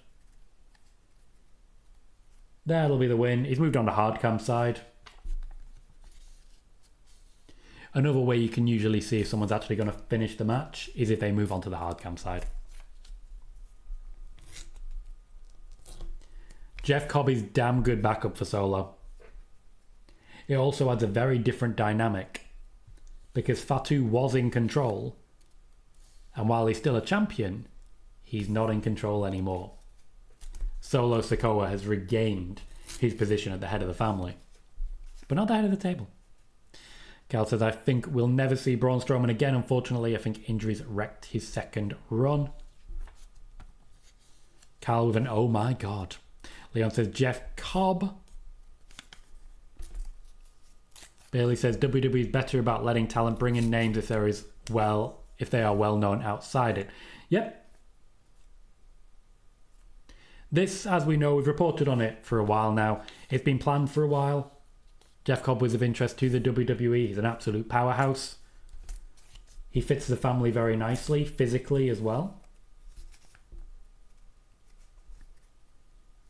It maintains focus on Jacob Fatu, while also basically making the bloodline powerful again. Suddenly more than one of them is a threat. Rating the match, we always like to give a rating out of 10. Personally, I'm giving it a 7. I think there was more they could do with that, and I think some of the exchanges weren't the most exciting. The Jeff Cobb arrival is good, and I think the right person won.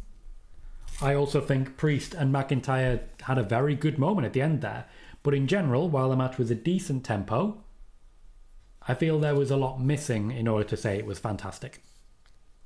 Just a bit missing. Cal says, why didn't Roman just give all these people phone calls like Solo has managed? Because he had enough. He was happy with the people that he had. Leon gives it a 9, Sai gives it a 6.5. Maggie says, ouch, damn. Sorry, Drew, I'd have loved you to win. Ishii says, is he joining the new bloodline? He was standing alongside Solo. Coach Nick says, now I imagine there'll be a run-in during the last match too. We'll find out. And Maggie says, Roman was busy on the island of relevancy. Cal says, I see Solo being very vocal and bossy again. Now he's got Jeff Cobb. Yep, he's got his own Solo Sikoa behind him. He originally brought in Jacob Fatu to be that guy. Well, Jacob's independent now. And Bailey gives it a 6.5 as well. C-Mac is here. Says, good evening, Tom. Welcome, C-Mac. Gives the match a 7 out of 10. I think that was a great start. Nothing amazing per se, but a good solid start and a solid opening. Really makes Jacob Fatu look strong, even though he did need a little help to get there. I think, though, we're going to see basically the same. I don't think we're going to see anything new here. I think we're going to get another match between Drew McIntyre and Damian Priest. Maybe we escalate to a cage or something like that. I think we're going to see a match between Jeff Cobb, which at least is new, and LA Knight. Whereas Jacob Fatu moves on to Drew McIntyre once McIntyre again beats Damian Priest. So, awkward. Marcel gives the match a 6. Cal says, I wonder who'll be in Jacob's bloodline. Who is Tama more loyal to? Depends on the story. They're not there yet. It's not finalised. Maggie just says, oh no, not again. For those not aware, Triple H likes to do his half-hour segments. So the next match will bring us up to around 1 a.m. here in the UK. And that is 8 p.m. Eastern Standard Time over in the US. We'll see what happens next, but I would definitely say whoever leaked... Oh, they have a post-show. Wonderful. Whoever leaked the lineup certainly leaked it incorrectly. Blue welcome says, hi Tom, no King of the Ring this year. There is no reported King of the Ring now. Also says, have to admit I popped at the sight of Cobb. Why not? I've watched a lot of Jeff Cobb over the years. I really have. I really enjoy his work. I really enjoy good Tony Adams in the morning. What can I say? Right. For those not aware, I've made a slight tweak to how I'm organising donations. We have a live goal for 10 donations of $2 or £2. My intention, just to be clear and to be blunt, is what I've not been doing previously, is giving you guys much to work with. So it's been a case of, hi, just as a reminder, you can donate. I won't be doing anything as a result. What I'll be doing is for every pound or for every dollar, I'll be doing a squat. 1 squat per pound, 1 squat per dollar. Just a throwback from my old days on Twitch, potentially working me out, potentially killing my knees, but also just as an additional thank you to anyone who does donate. I'll be reminding us a couple of times over the course of the show. We've already had 4 donations. I've already done 8 squats, and thank you to everyone who's donated so far. Next up on Backlash is Becky Lynch challenging Lyra Valkyria for the Women's Intercontinental Championship. I'm predicting a win for Becky Lynch here. I did report before WrestleMania that she'd be returning to the company. I reported that she'd be Lyra's tag team partner. She would turn on Lyra Valkyria. She would win the Intercontinental Championship, and that she'd feud with Bayley. I very much have the win happening tonight. Maggie says, gotta go soon, birthday pub crawl tomorrow afternoon. Fair enough, Maggie. Thank you very much for dropping in, and thank you for chatting so much. I appreciate you. Joey says, is Jeff Cobb taking over Tama Tonga's role in the Bloodline? Pretty much, yeah. Pretty much be a carbon copy, someone from New Japan to fill in that gap until Tama Tonga returns. I don't know if we're going to see Tonga Loa again, to be honest. He hasn't quite been what WWE were hoping for. Can I just say, the hype packages have gotten longer and longer. Like, it used to be you'd get a bit of a music video, 2 minutes of hardcore fighting, but nowadays you get 5 minutes of recap before every pay-per-view match. Just a little disappointing. Right, let's have a look and see if Jeff Cobb is getting a lot of attention. Just put Cobb and see what the latest videos are.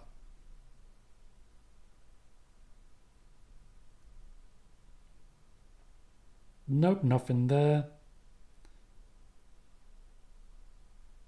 Some love for Jeff Cobb.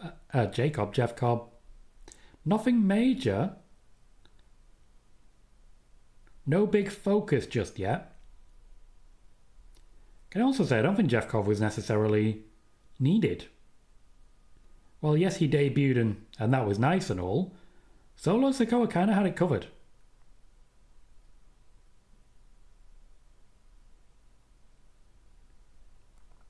I don't know. There's more they can do with that. There's a lot more they can do with that.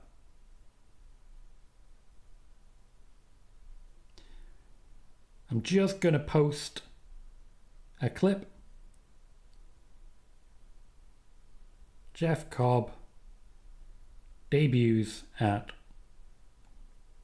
WWE Backlash 2025, interfering with Solo Sikoa in Jacob Fatu US title match.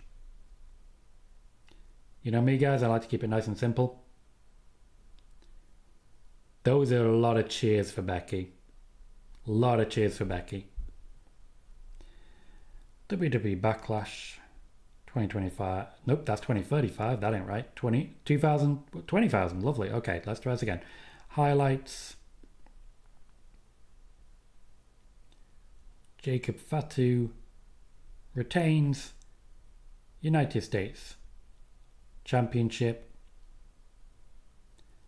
Solo Sikoa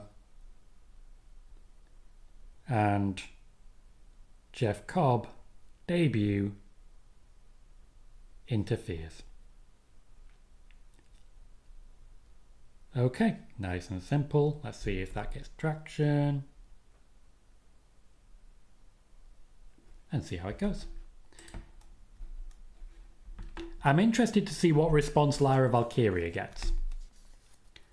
I'm very interested in this because I don't necessarily think it's going to be huge. Fair, Blue, fair. Commercials have gotten longer. Erin, welcome, says, I hope we see Tongaloa again. Sean says, some fans are confident that Lyra will win by saying Bayley will cost Becky, or Becky likes Lyra, so she'll put her over by losing to her. Becky does like Lyra, that's why she's wrestling her.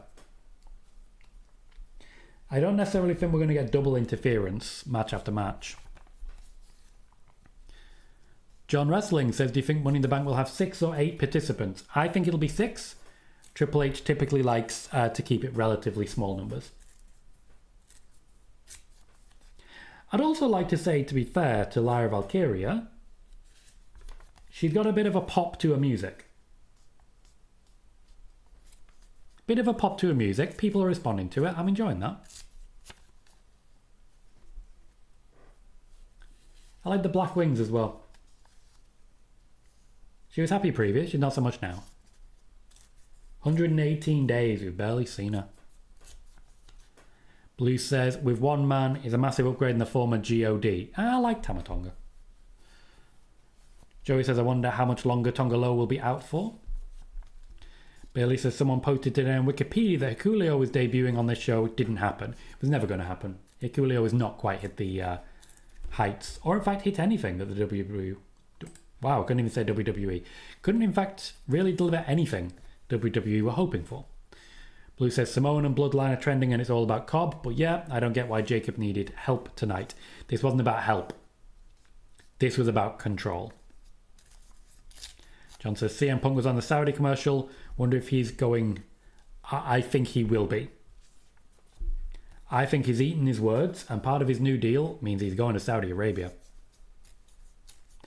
Kaz says, also, if we just forgot about Jimmy, Bro doesn't even wrestle anymore. Yeah, it seems like we've kind of all moved on from Jimmy Uso. He's still there. He's just not really doing much. Eric says, what does Jeff Cobb have to do with the Bloodline? He's not Samoan, is he? Doesn't matter. Let's not forget, it's not Bloodline anymore. It's not the same. Erin says, I feel like Jeff Cobb was more there for Solo's protection rather than helping Jacob. I think that's a good way of putting it. Cal says, I don't see Punk going to Saudi. His political views are way too strong for that. And Cal says, as regards the Intercontinental Championship, he couldn't tell you any of Lyra Valkyria's defences so far. Sai saying quite rightly, to be fair, this crowd is lukewarm at best already. Blue says, I'm a big Lyra fan and think she has enough personality to be properly over, but the WWE just doesn't seem to know how to push anything but badass. I'd agree with that. I think, unfortunately, the promo that they had, where it was all about recycling, not the best. Nobody came out of that looking good. Oh, we've just had a bit of a small crash on the streaming, but it's not the streaming software, so you should still be seeing me just fine. I'll just refresh it, and it'll come through, and we'll be back. So where was I? Yep, we're back. All good. Right. Joey says, I forgot Hikuleo was even signed. And Cal says, quite rightly, Sammy wasn't Samoan either. And to be fair, Sammy Uso was definitely a big part of the family. Loved his work. Roman loved his work. Everyone loved his work. Sami Zayn is horrendously missed in current Bloodline incarnation. I'd love it if he joined Jacob Fatu and just backed him up. Told him off for not being Usi enough. I mean, there's good stuff there.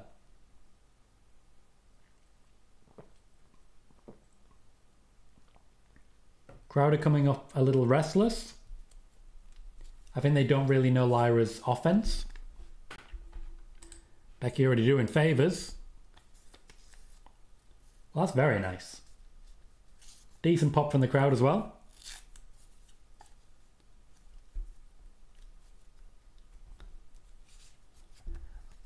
This is one of the reasons we do squash matches. So that you can see a crowd get more and more familiar with a wrestler's offense. So your crowd basically learn when to pop, what to pop for. There are people in WWE Lyra could beat up on a regular basis. In fact, before Becky's heel turn that wasn't, that propelled her to the main event of WrestleMania, she was regularly beating up the Iconics. I think she got a 13-14 match win streak before that match, the triple threat at SummerSlam with Carmella and Charlotte Flair. It is all about just letting the crowd know this is when you pop and this is what you pop for.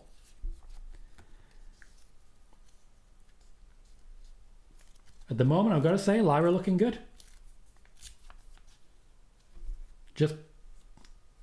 We just need the crowd to know when to connect. Nice Northern Lights. The crowd don't seem physically excitable, but there's some volume there. Cal says, I'd like to see Cobb getting involved in Fatu's brawls with other people by attacking whoever Fatu is fighting, leading Fatu to turn on Solo. I certainly think that's a possibility. Blue says, which horsewoman do you think is more underrated in the ring by fans, Becky or Bayley? Bayley, no question. Becky is considered to be one of the best female wrestlers of all time. Becky has never been underrated. Cal says, I think by 2030, Jacob will have main evented Mania at least twice. I mean, there's a Fatu versus Roman match right there. Eric says, any particular reason why Becky always has the same kind of gear? Trademark, and just generally she feels comfortable in it.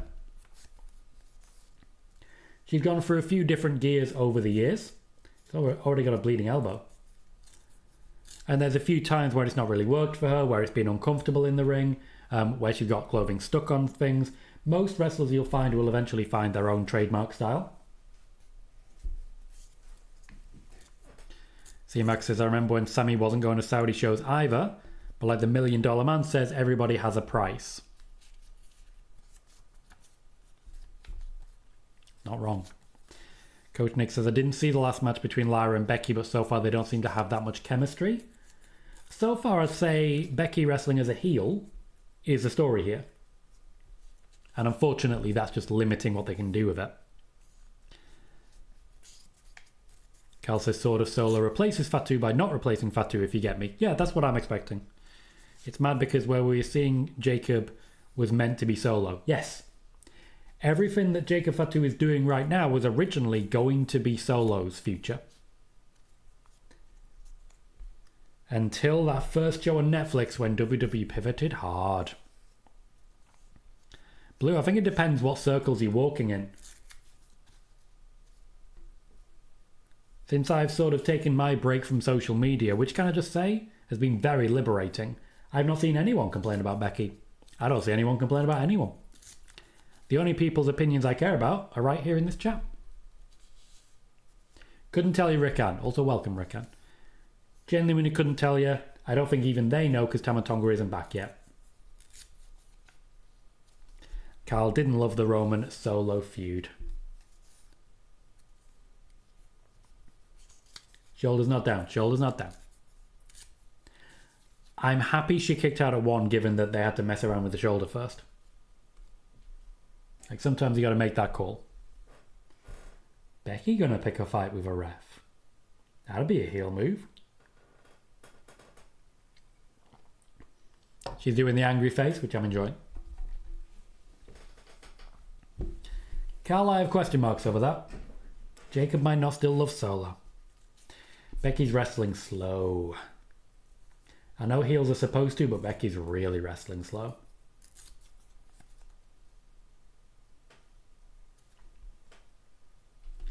First mention of Bayley.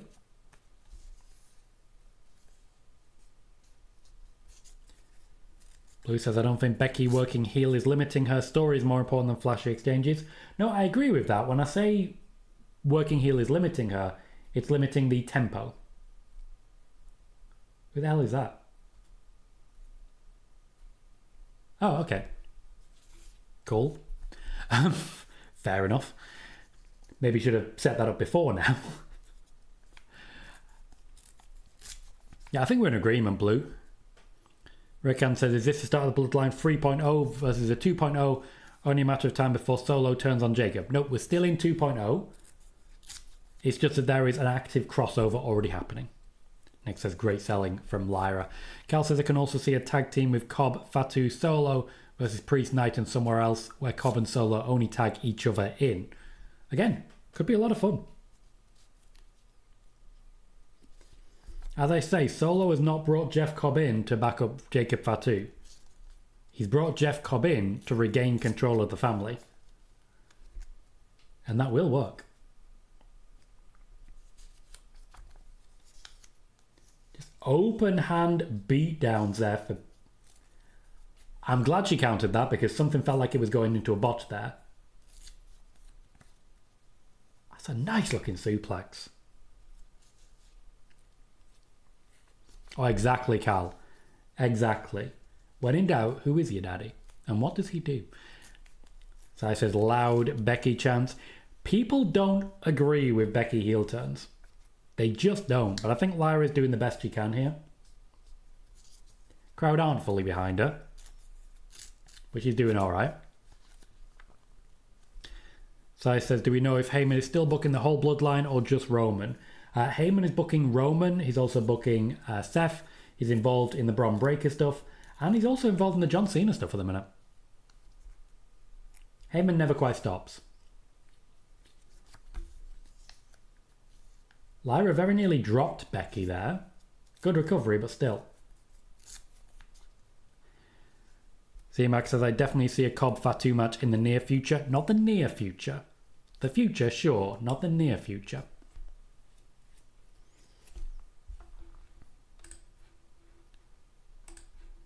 Match is slowing down a little again now.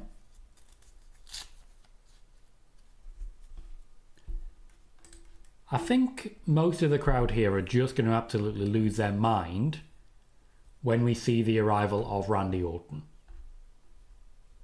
I mean, when they shout from St. Louis, Missouri, that's all you really need to say, isn't it? Okay, so I'm loving a Let's Go Lyra. We don't hear that often, I'll tell you that.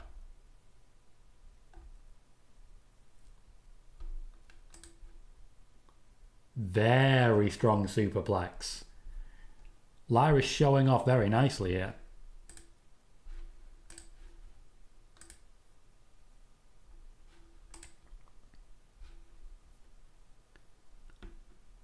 Rickan says, I wonder if Jacob's first time being pinned will be by Cobb. Again, I feel we're way ahead of ourselves there. Cal says, I think Jacob is going to be the biggest star on, Roman levels, if I'm honest. I do feel, once again, we're getting way ahead of ourselves there, and that amount of pressure is only going to be a bad thing. Blue says, Tom, I think a big issue in general is there aren't a lot of women in the WWE on the upper tier of popularity. So Becky gets a lot of default love, even as a heel. Would love to see her against Io now. I would say there are still quite a few. Io isn't necessarily one of them. Came very close. Bianca Belair would be up there. I think Bayley definitely went through a phase of it, but isn't there right now. After that, you're right, you do get to struggle, but then you've got Alexa Bliss, for example. We're not going to get anyone the level of Randy Orton because they just haven't been there that long. Becky's going to be the closest we get there. Blue says, I've read that one. John says, who do you think Cena fights at SummerSlam? Cody again? Yeah, I kind of think SummerSlam will be Cena Cody again. Aaron says, will Lynch be the first to kick out of the Nightwing? I hope not. I don't think this is the time or the place for it. And I also don't think Becky would want to be the person for it. I think more wrestlers, and I think Baron Corbin should have done this way back when, should follow the Scott Hall method of if you're not going to win, don't hit the finish at all. Match has been quite good, by the way. Lyra's had a good chance to show off. Becky's wrestling heel, so she hasn't been too impactful yet. Carl says, could we see a woman in the bloodline one day? There was talk of Naomi joining a while back. I don't see it anymore, though. Blue says, I totally have Becky winning this, but I'm probably wrong. We'll find out. My prediction was Becky as well. I also think Lyra's looked too good in this match for Becky to win. That was a lovely leg drop. Rick answers, I see Becky winning this also. Bit of confusion there. Bit of confusion there. Becky called for something. Becky asked for the cover to give her more time to recover.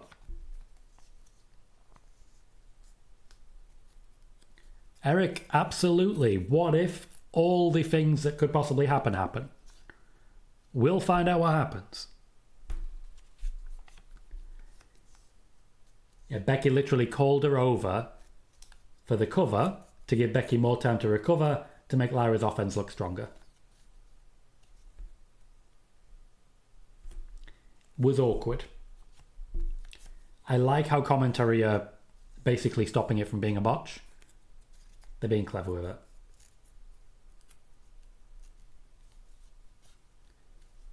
There is a boo for Becky now. There isn't necessarily a big boo, but there's a boo regardless. Making Lyra look good. I think Lyra's struggling to follow Becky's instructions. I think maybe it might be a volume thing.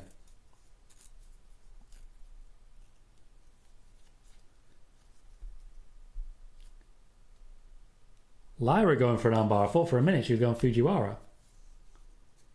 She's got a leg in the wrong place. Yeah, she's not flat. Shoulders aren't down.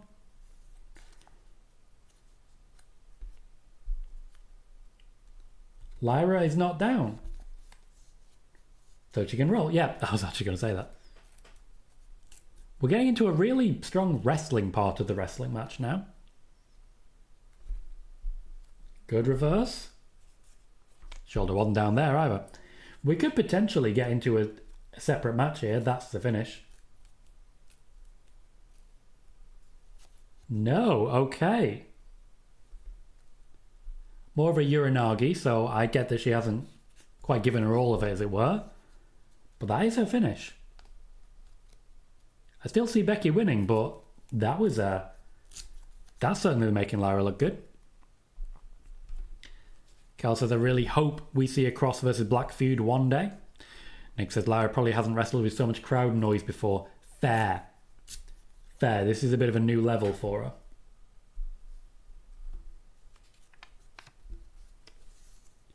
Lynch losing her control could end up being a DQ here.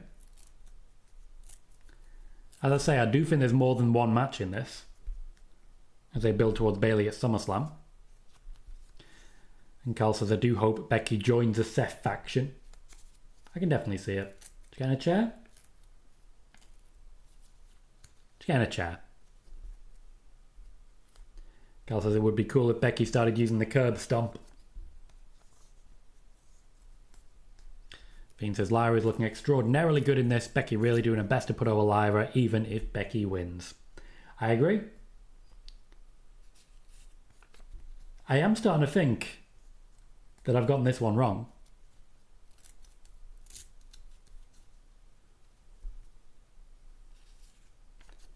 Rickan, I haven't seen it. Rickan is asking about a Javon Evans and Ricochet beef. It took place on social media and I just... I'm not a social media guy anymore. Be amazed how liberating it is. It's a nice kick. Second rope moonsault. This will be a kick out. Cal says me thinks Lyra's gonna win. She's damn close to it at times. This has been a solid match. I've really quite enjoyed it. Lyra's been made to look really good. Becky's been good in phases. Been a very physical match as well. Now both of them do wrestle basically a power game. Becky's quite adaptable in that she can wrestle against someone more powerful, whereas Lyra struggles a little with that. Cal says, what's in Lyra's hair? I'm not sure. I think she just blinged it out. Did not hit it. Did not hit the turnbuckle. I'll be that. No, okay. Okay, you got me again. I should have known because she's giving her a Uranagi. She's not giving her the manhandle slam. She's protecting her finisher by not actually using it. She's just using something that looks like it. Fiend says these two have great chemistry. They do. They do. They put a lot of time into rehearsals on this one. C-Max says this is the first time I've seen two different company logos on the turnbuckles. WWE sure does love that sponsorship money. During WrestleMania, they had 3 different companies there. Referee's going to make some fixes. Are we going to get a visible 3 here? We're going to get a visible 3.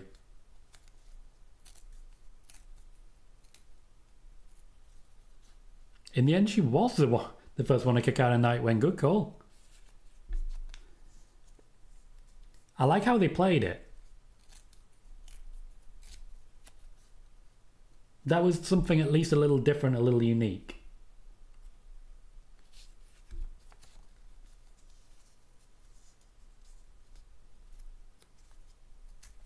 Blue says that's how they protected it. Not a big fan of that. No, I get why, but I think it was at least somewhat different, somewhat unique. Cal says this is making me feel Bayley's coming back. It's getting dragged out. I won't say it's getting dragged out. I think the match is very good, so they're keeping it going. Rickan says I can see Bayley interfering and making the save if there's a post-match beatdown. Oh, that's a poke to the eye.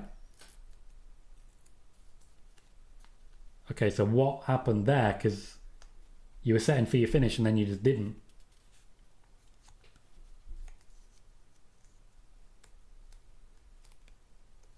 Okay. Okay.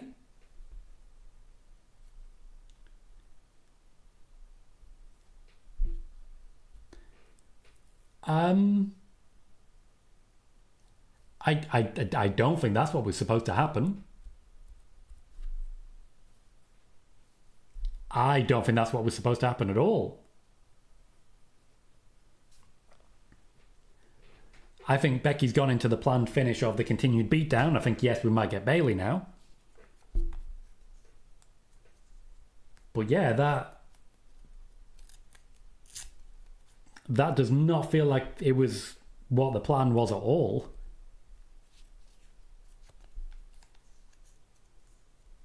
That said, my prediction was wrong. There'll be another match. I'm not certain that that wasn't the plan because, to be fair, as I say, I was less confident about this one. It does make sense that there'll be another match and that's when the championship will change hands. Lyra Valkyria came out of this looking amazing. But I still think it was a solid match. If a confusing out of nowhere ending, I'd say it was good work overall. I would give that match a 7.5. The ending was a little confusing and Becky Lynch didn't get much offense in herself. But Lyra looked amazing. Blue says, what a very confusing ending. Fiend says, kayfabe, they should have multiple refs out at all times. Nick says, crazy, that's how it's finished. And Blue says, I do not get it at all. Cal says, that doesn't seem like the right finish. I don't think it was. I don't think they'd have done the Nightwing spot. I don't think they would have done the Nightwing spot if Becky was supposed to lose.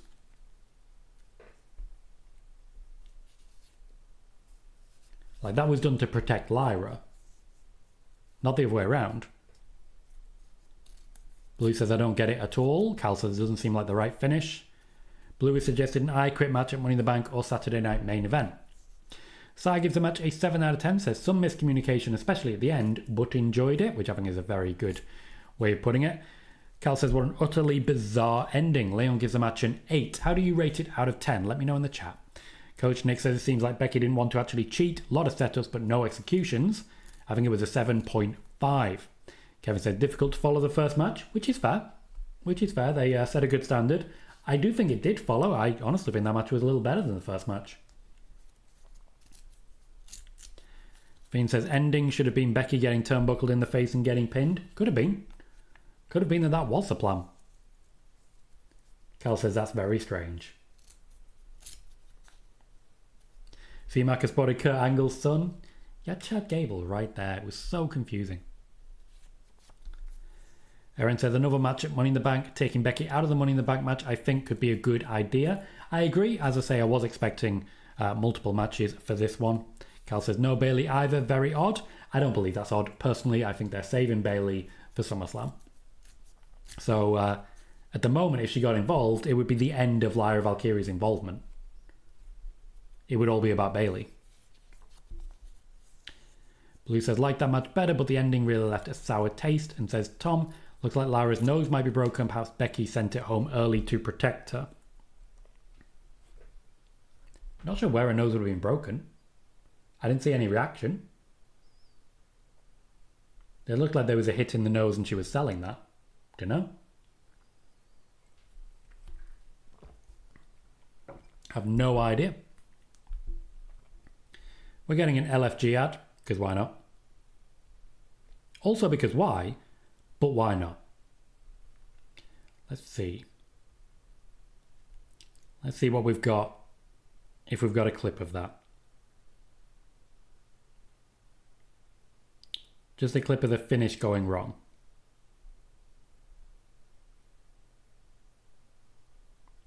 We do.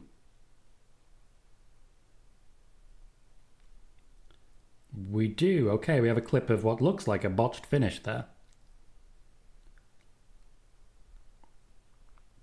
Trying to work out what's going on. WWE Backlash 2025.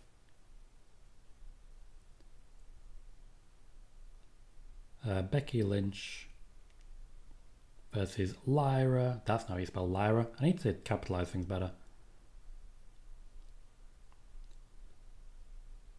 I always get confused about Valkyria, and I've actually spelt it very wrong. There's no Y, and I need to put a Y in there.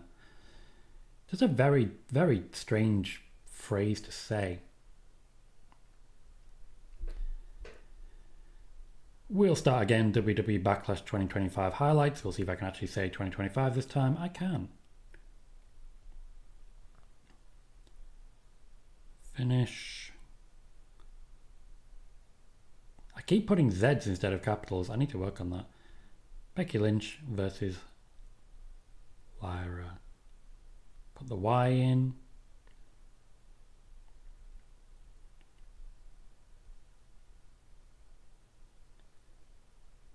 Okay.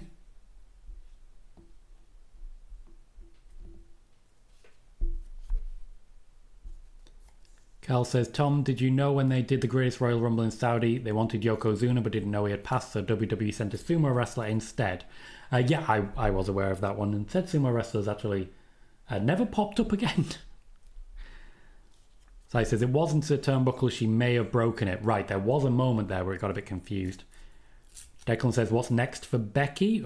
More. Just, she's getting that championship. Bailey says, I mentioned a broken nose a couple of times on the broadcast. So I says, also, I don't want to hear any more about Becky Hogan.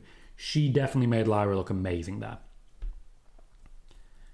Joey says, feels like Solo took a supporting role after not getting over big as WWE wanted. Yep, we've reported on that one for a while. Blue says she was selling the eye poke, but after the match she was sitting on the apron and her nose is the wrong way. And Lyra's really touching it a lot. Might well have been then. Might well have been Becky deciding to wait for the count. Bailey says, a sign in the floor seats of the crowd read, I sold my car for this seat. And Declan says, I feel bad for Becky. Why? Why? She seems pretty happy. Getting a pretty good deal for her work. Next up, we have the other Intercontinental Championship, the Men's Intercontinental Championship. Dominic Mysterio defending against Penta. And this hype package is really about how great Dom is.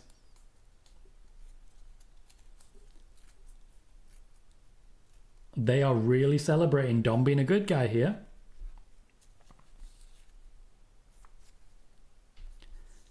I think we might know where they're going with this. Cal says, I think Alexa has a career in Hollywood, if I'm honest. There's been offers. So far she hasn't taken them up on any, but there have been offers.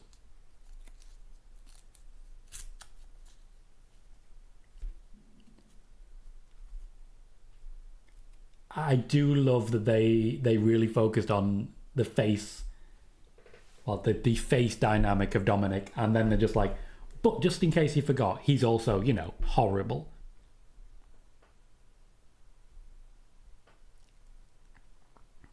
I mean, it's important. You got to push Penta. Push Penta, PP. We all know how this goes.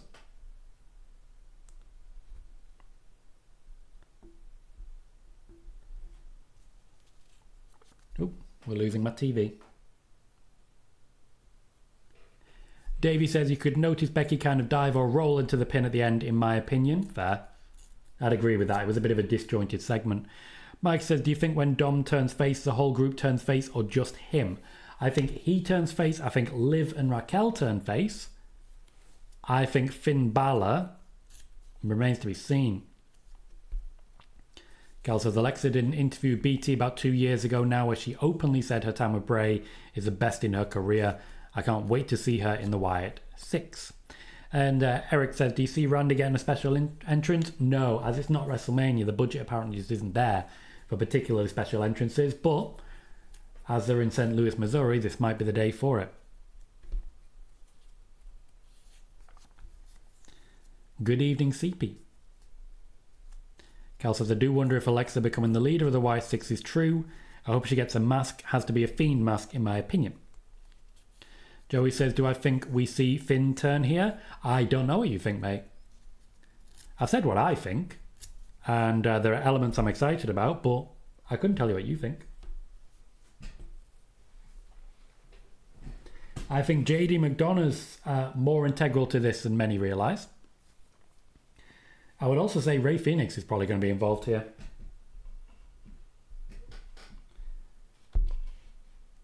Joey, I've spoken about it previously. I think tonight is a continuation rather than a big pivot.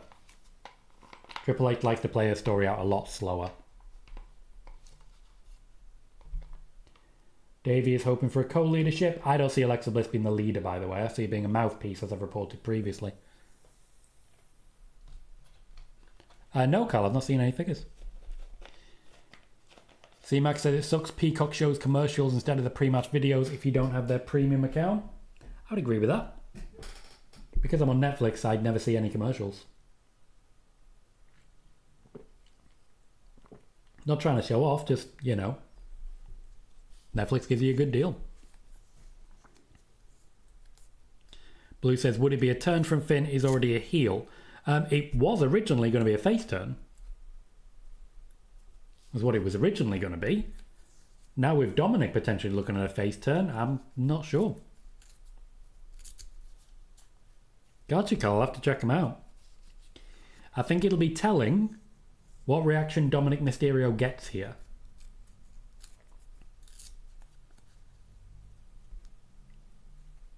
I think there's a high chance that Dominic gets another face pop. And honestly, I'm behind it. I'm very there for it.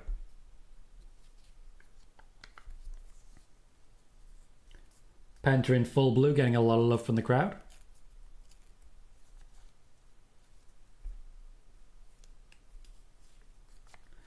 I don't think his first few months in WWE have been amazing.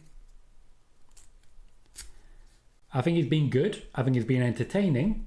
I don't think you've given us a reason to root for the guy yet. I just don't think we know anything about Penta other than, yeah, he wrestled good. Everyone can. Everyone in that company can wrestle good. You don't get to that company unless you can wrestle. So I think there's a lot that they need to establish still before we can really get behind Penta.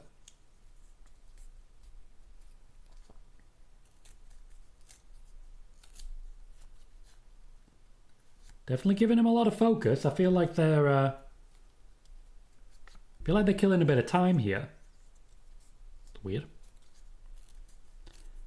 Nick says, my favourite thing about Penta is that he does a sneaky walk to metal music. We'd be more at home with Pink Panther music. I could see that being a fun edit.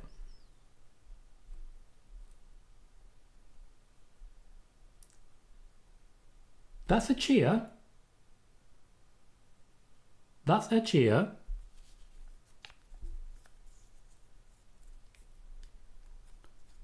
It's not the loudest, but it's there.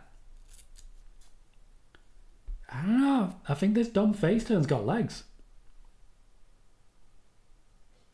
I feel like I've been using that phrase a lot recently. Everything's got legs, apparently.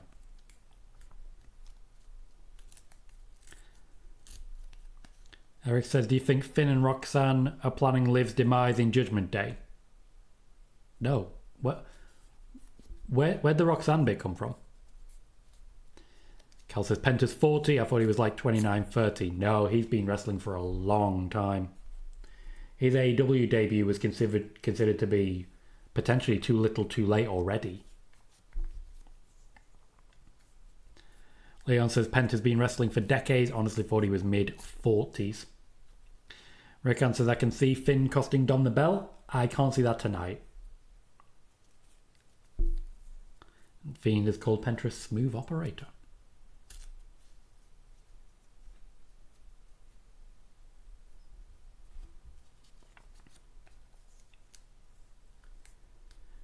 So we have back-to-back Intercontinental Championship matches.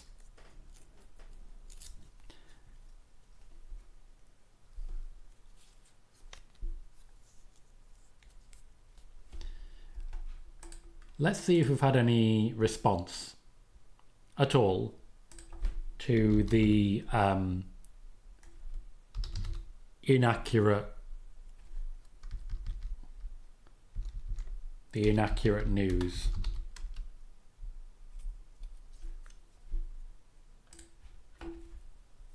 about the roster, the rundown. Let's see if any reaction. What do we got?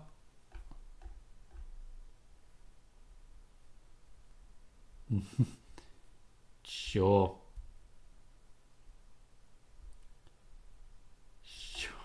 Jesus.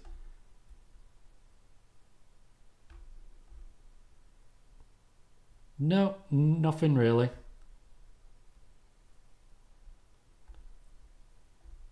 Not a thing. Not a thing. If anything, they're taking a victory lap.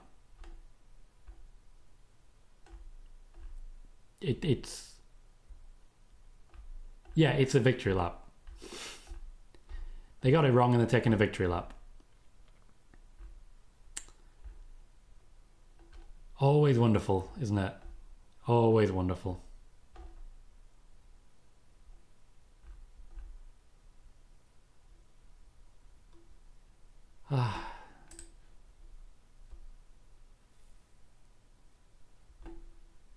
Always pretty standard, unfortunately. Bailey says Carlito is 46, but he's like Tozawa at this point for regular action. Yeah, the Carlito signing is still one of the most confusing I've ever seen WWE make. He doesn't add anything. He doesn't do anything. Why is he there?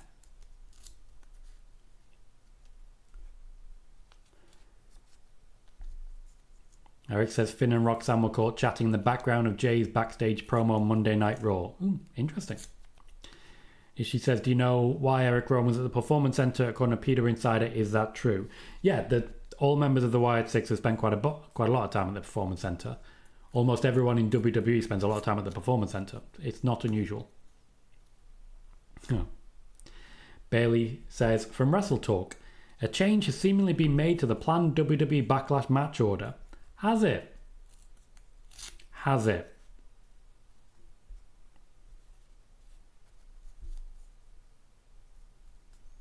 Hey, Cal's absolutely right. Just training, getting fit.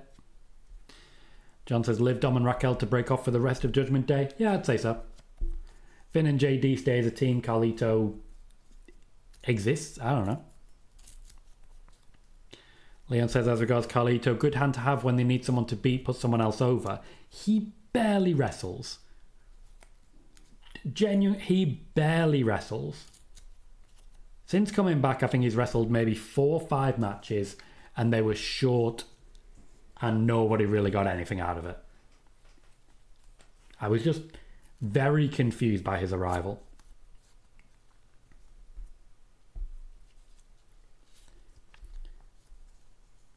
Now, I'm interested to see how they're going to play this out, because Dominic Penta one-on-one, this is a big ask of Dominic Mysterio.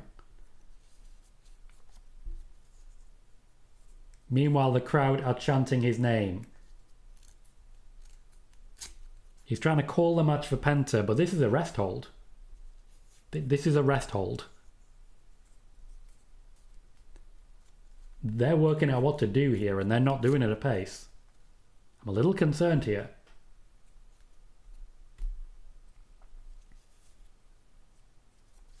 It was a slow motion clothesline. And then didn't turn around. This is not great so far. I didn't expect this match of all of them to be slow motion. Rickon, I've spoken about that at length. Not sure. There's a lot still at play.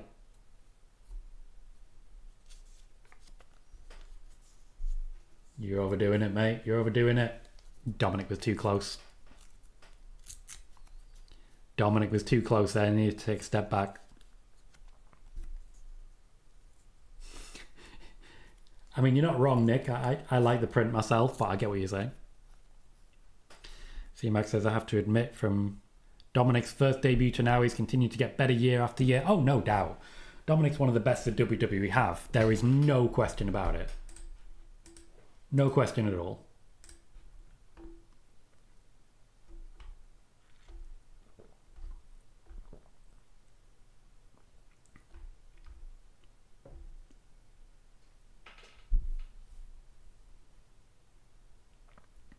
Okay, we're going Free Amigos. If anything, Penta's the one doing Free Amigos.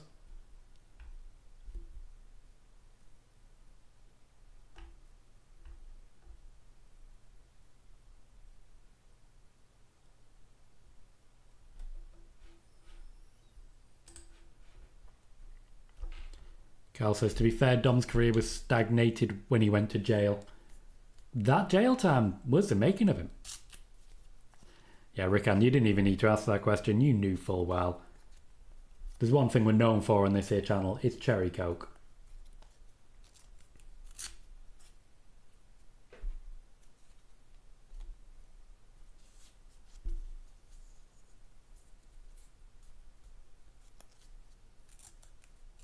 Oh, Oblivion. No, you can't kick out of it now. Oh no, that's not good.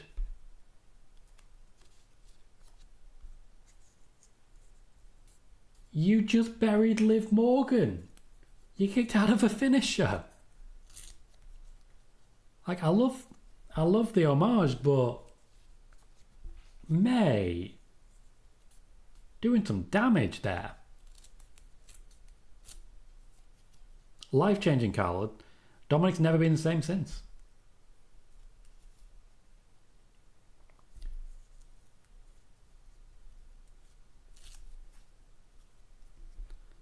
It almost feels like the crowd is tired, but they're actually quite loud for this one. A lot of Dominic love. Oh, we're getting something on the apron. I could get into that. We just need a little spark here.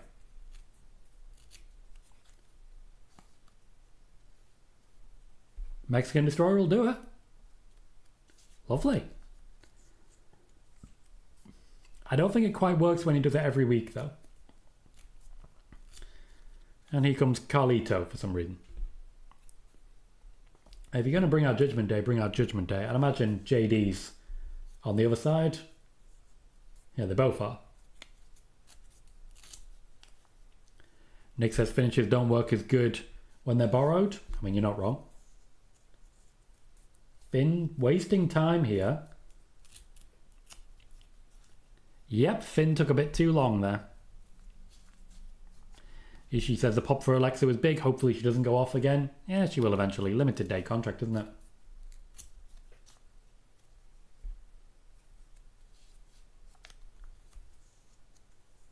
The referee trying to get rid of Judgment Day. And just to be clear, if they don't go, what happens?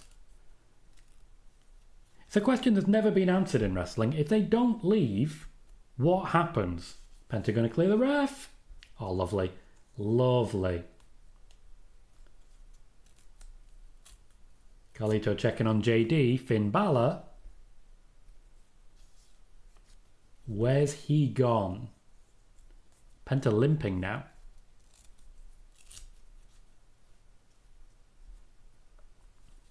Nah, he's fine.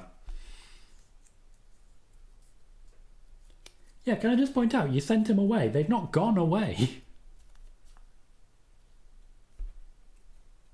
El Grande Americano with a headbutt.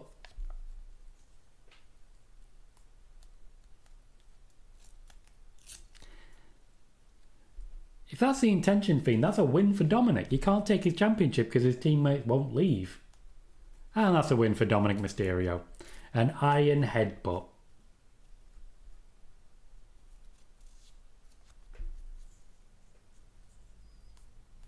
Cal, you weren't wrong. Finn Balor essentially having a backup plan there. Looks like he wants some credit there. But yeah, he had a backup plan.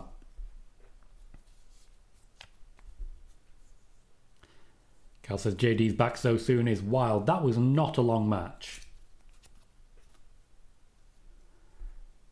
Dom's giving it a 6. Sai's giving it a 6 as well. Said weirdly tentative, which I think is right. Maybe we're just going to get more from these. It wasn't a lot. We weren't given much to work with. It's like that early feeling each other out period lasted the entire match. I think maybe Dominic didn't know how to react to cheers. I think that might have just unsettled him a little. I don't know. I think 6 is about right. There were some good moves involved. However, it was brief and Judgment Day were involved too early for me. No, not great. Leon gives it a 7. Cal gives it a 5. Bailey says a generous 6. Cal says, I expected much better but felt the ending was obvious. No, I agree with you there. And Daniel Berry, welcome. Says, hey everyone, happy Saturday. Happy Saturday to you. We've not got much show left now, to be honest. Only the 2 matches. Gunter versus McAfee and, of course, John Cena versus Randy Orton. And while Cena and Orton will probably take forever, I'd say we're more than half done. I don't think this is going to last 3 hours. I have time to get in some Diablo 4 before I go to bed. Fiend says, I feel like Finn is trying to low-key cost Dom the title but failing. C-Mac gives it a 6 out of 10. Coach Nick gives it a 6.5. Says it feels like there'll be a lot of shenanigans tonight. 2 of 3 matches so far. Cal says we see that same spot every Raw, and also says I think we see Goldberg today. That is the rumour. Rumour has it that Pat McAfee picks up the win after an absolute mauling because of a Goldberg. His Berg is said to be gold.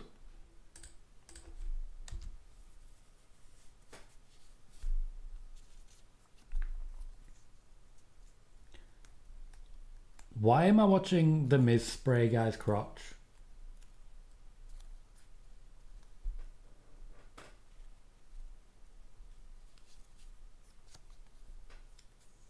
That was not what I was expecting.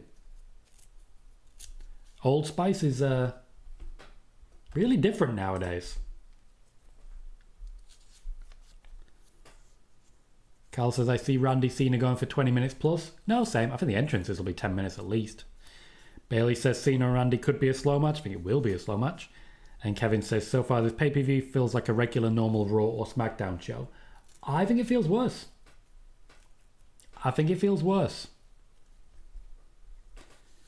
Because at least on Raw or SmackDown you've got some intriguing promos. This is just slow. In fact, they're announcing the Raw lineup.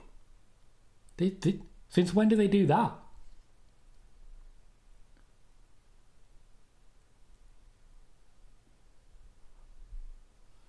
They've announced 3 Raw matches during a PLE.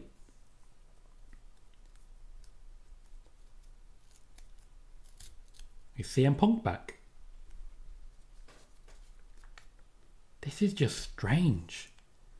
I feel like they don't care about this. Like they're just trying to get through it.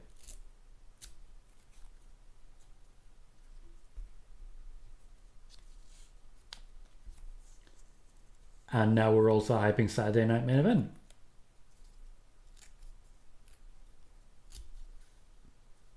This does not feel serious at all.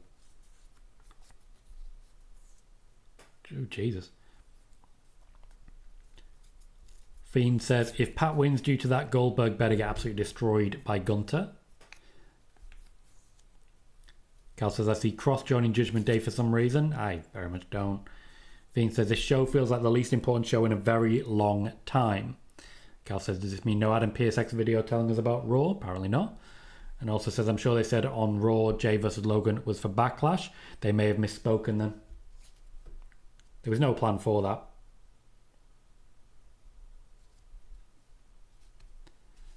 They're taking a moment to hype up the main event. 24th match with title on the line. 24th. No, Mr. Stumble, I do not have a personal relationship with John Cena in order to apologise, but I'll be working on it.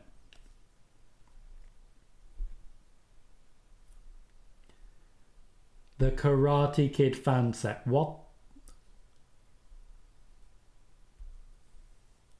What the hell? What am I watching here? Thank you. Get to the match. What is... That was a crowd reaction. That's what we've been waiting for. Yeah, this match is sponsored by Karate Kid Legends. This isn't going to be good. This should be a great match. But it's sponsored by an injury law firm, and really, they should be leaning into that. Give the man a massive injury. He'll need a law firm. Yeah, Carl, I do. I remember saying his end is nigh. Joey says, how much time if in the main event gets? The same half-hour segment as anything else. It was for a while under Triple H that we'd see 45, 50-minute main events. He doesn't do that anymore. This feels like an NXT takeover. And I don't mean like NXT takeovers have been elevated. I mean the exact opposite.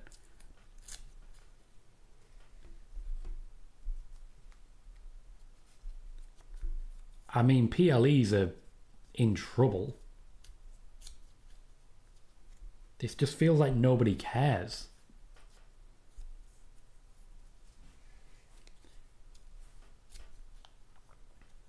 Rick answers, I see Gunter destroying Pat, honestly. Maybe Goldberg shows up or he shows up on Monday. Certainly that's the rumour. Joey says, will the match be a way to write Pat off TV? Again, a rumour, a current. Yes, Fiend, I would agree with that. The honeymoon period for Paul Levesque is indeed over. We're starting to see some of the flaws in his approach. And PLEs are, in many ways, a sacrifice here. Eric enjoyed Dom doing the Oblivion. Eric is, of course, a big Liv fan. And Joey says it feels like only the big pay-per-views get all the hype. Yeah. All the focus is going to be on the two-nighters going forwards. I promise you, the next time we're going to get some real focus will be SummerSlam. Can I also just spend a moment to say that Pat McAfee's acting in the attack from Gunter was brilliant. The fact that he attacked Gunter and then looked to de-escalate the situation. Hands up. He genuinely looked a little worried. And then he turned away. He was trying to just calm the situation. I've been in situations like that where someone's just being a dick for no reason. We've all been in situations like that where you need to de-escalate the situation before it turns ugly. I think his acting in that moment was fantastic. Bailey says the lack of this PLE is also a function of a lot of people on break. True. There's been breaks for Gunter, for Rhea Ripley, for CM Punk, for Roman Reigns, for Bianca Belair. A lot of people on break at the minute. Fiend suggests they probably won't care about the criticism either. Carl says it's strange. I prefer PLEs now than to Vince days as it's not bloated with matches, but the build-ups are horrendous. We can very much see what Vince was good at and what Triple H is good at. Triple H is great at putting on good wrestling shows. Storylines, he struggles. He does. Whereas Vince McMahon was never great on putting on a great wrestling show. Eric says, could you see Royal Rumble and Money in the Bank eventually going 2 nights? I can see Royal Rumble going. Kevin, I'm not sure what you're asking there, mate. Joey says, kind of crazy, we're only an hour into it and it's almost over. It is, to be fair, we're an hour and a half into it, so a little more than that. We're approaching the 2-hour mark. But we are nearly done. We've had 3 matches out of 5.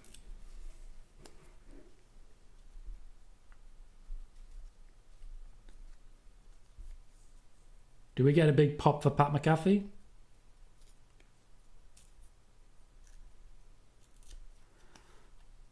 I don't think we get a good big pop for anyone. I think they're just waiting for Randy.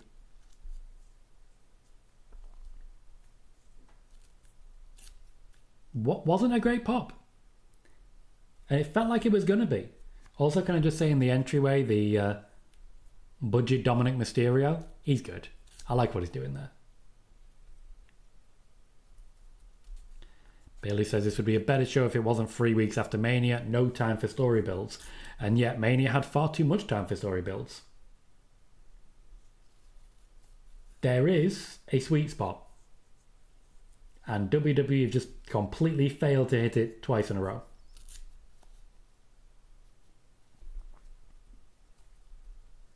Well, Kevin, I watch on Netflix. I don't want a refund on Netflix, so I'm alright with it. Cal says, feels like a SmackDown so far. European crowds expose how poor the home crowds are. I think a European crowd has struggled to get into this. With the exception, the obvious exception, of Randy Orton and John Cena. This entire show is built around one match, which is not going to be a good match, but the crowd are going to turn it into a good match.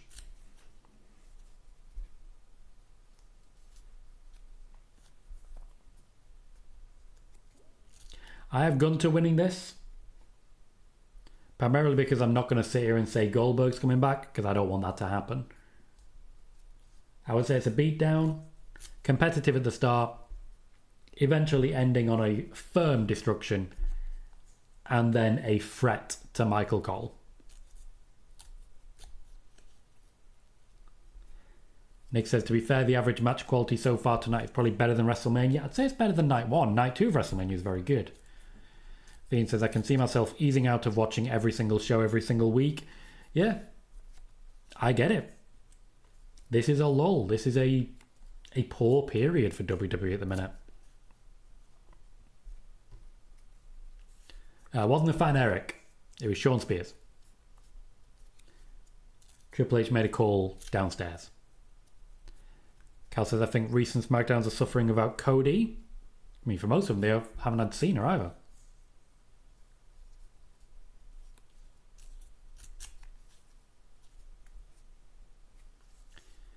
Cal suggested Gunter win by ref stoppage, then Goldberg returns. Do people actually want Goldberg?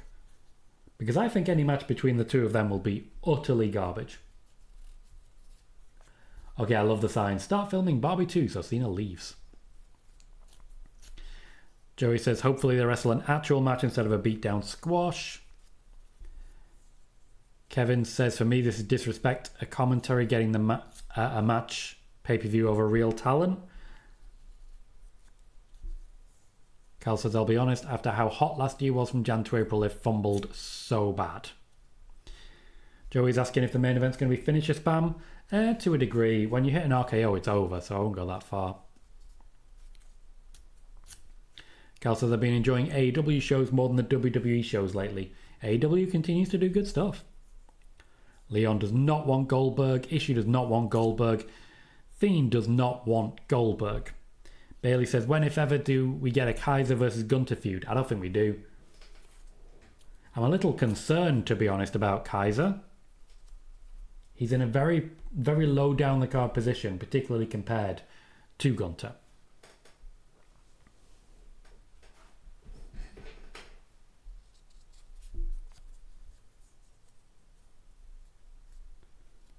Okay, away we go.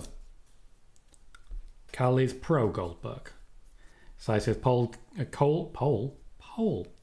Sai says Cole is going to be unbearable here, isn't he? Yes. Oh, absolutely. If you don't personally care about Michael Cole, you're not going to enjoy this.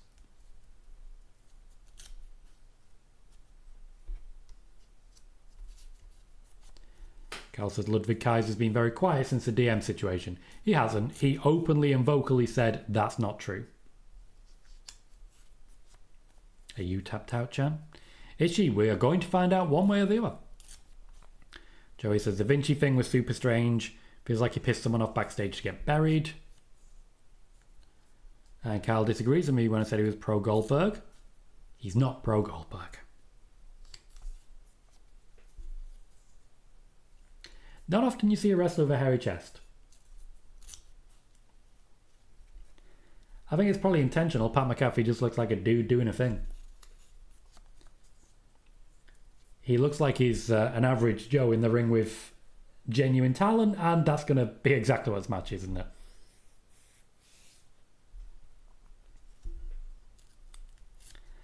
Nick says Pat will lose but will be protected. Gunter will probably cheat or something. That's not really what Gunter does.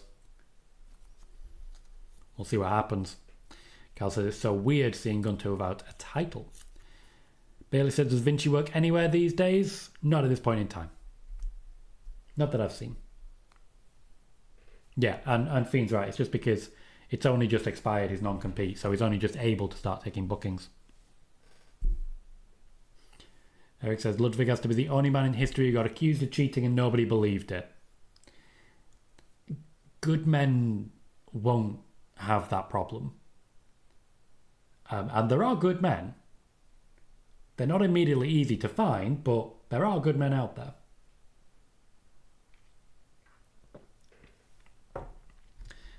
One thing I will say, since having daughters, I've realised that they are surrounded by some fucking terrible examples of men. Terrible examples of men. That's when you realise, really, how bad men can be. When you see people around you suffering from them.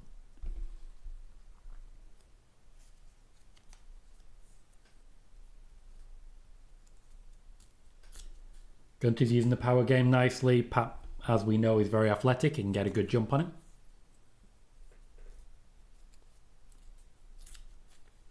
Oh, I love the pat on the head. Patting Pat. Oh, no. Gunter shouldn't have taken it. Nearly a lovely moment, but in the end, I think that actually worked in their favour. I see what you're saying, Fiend, and I completely agree. I try and be the best example I can be. Very fulfilling.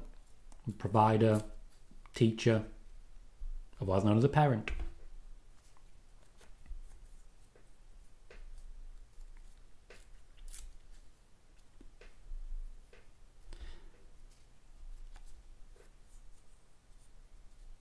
Pat McAfee's not got a great punch. Did you just chop... Oh, mate, no. No, Pat. No.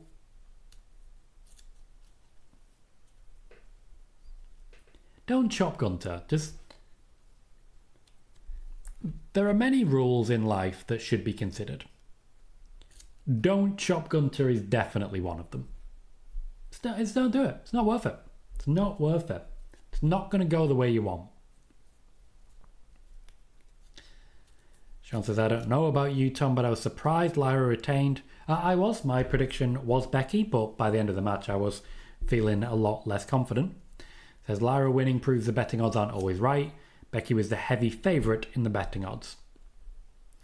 Fiend says, Pat's best match is still against Adam Cole. I agree with that. But Adam Cole can wrestle a good match against a broomstick.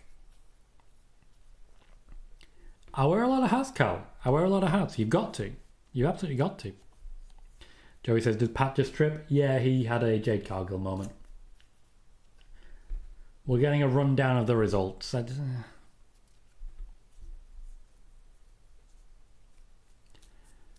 Nick saying Karate Kid sponsors a karate chop match. Gunter, Cal. Ric Flair's chops were never that good.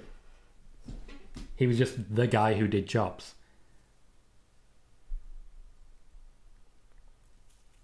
I really do think Pat's rusty. Also, can I just say, that man is real red up top. Like, real red up top. The very strange appearance he's got going there.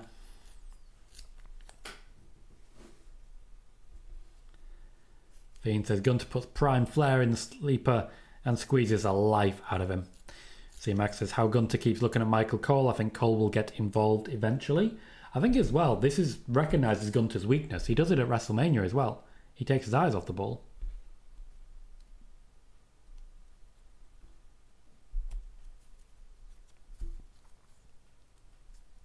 Dom says, general rule of life, never ever headbutt a Samoan and never ever ever chop Gunter. You should just know better. Should just know better.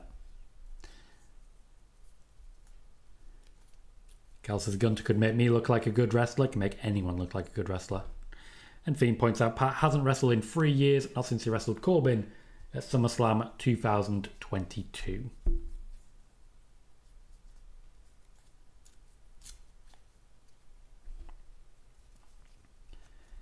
Ishii says PWN lied about the rundown of Backlash, then he comes out and calls you a liar.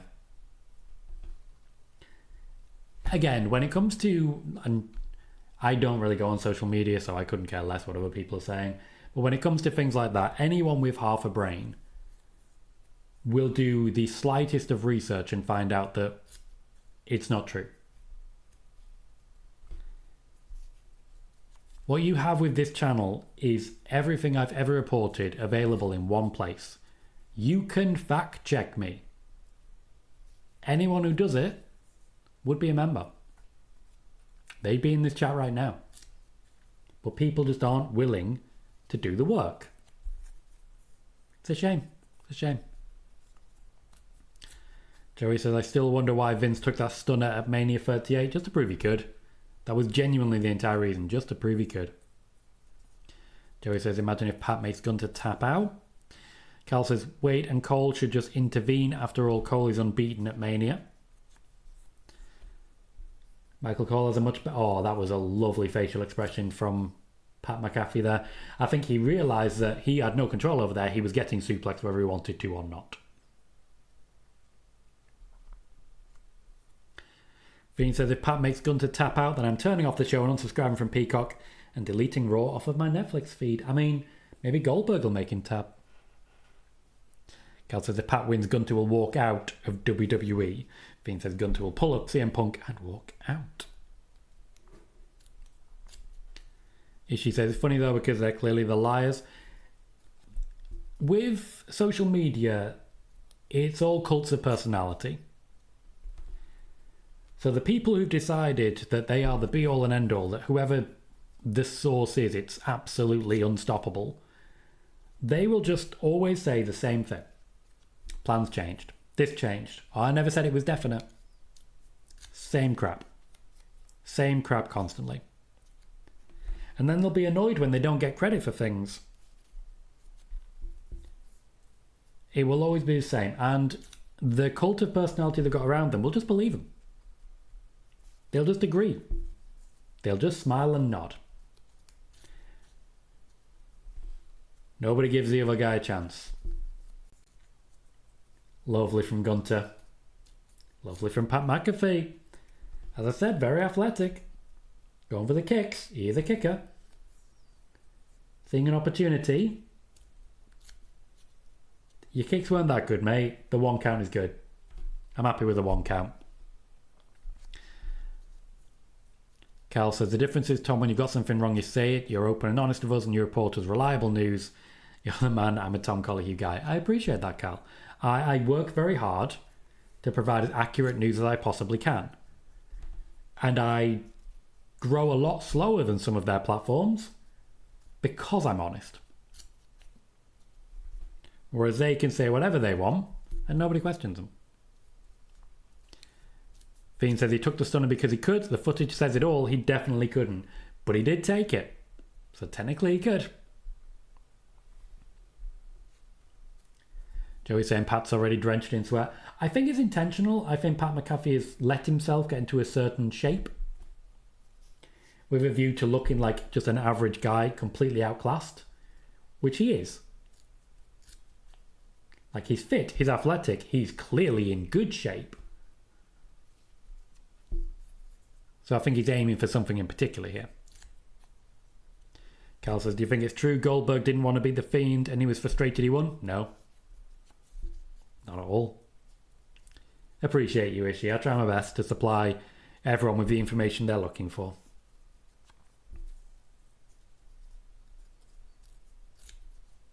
Oh, here it goes. Michael Cole is standing. Sean says, do you think Dominic will turn face? I've been talking about that the entire show and you've been here for most of it. Cal says, you'll grow slower because you aren't throwing 1,000 darts hoping one lands. You'd rather throw 10 darts knowing there are 100 going to land. Yeah. The growth of this channel is entirely based on word of mouth. Entirely. It literally comes down to you guys. Sharing, talking, putting me over, basically. On your social medias, in person, on Reddit, all of it. It's down to you guys letting people know that I know what I'm talking about. Without you, I would literally be nothing and have nothing. So, cheers. Gunter distracted by Michael Cole here. Suddenly there's an opportunity. Not really. I do like that Pat McAfee has his moments and then immediately just gets hit. It is starting to feel like a Goldberg, though.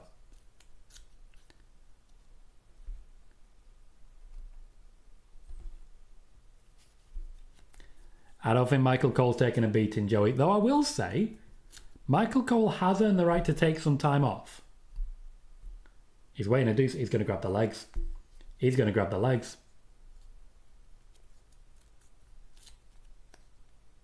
Oh, nearly. Nearly. Michael Cole just laying on the floor like a puppy. Wasn't me? Wasn't me?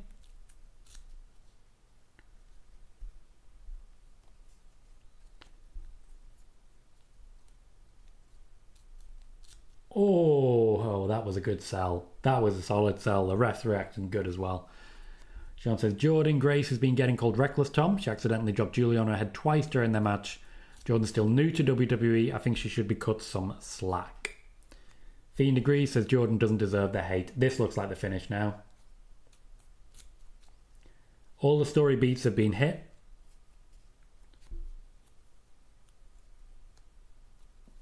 There's not much else they can do here.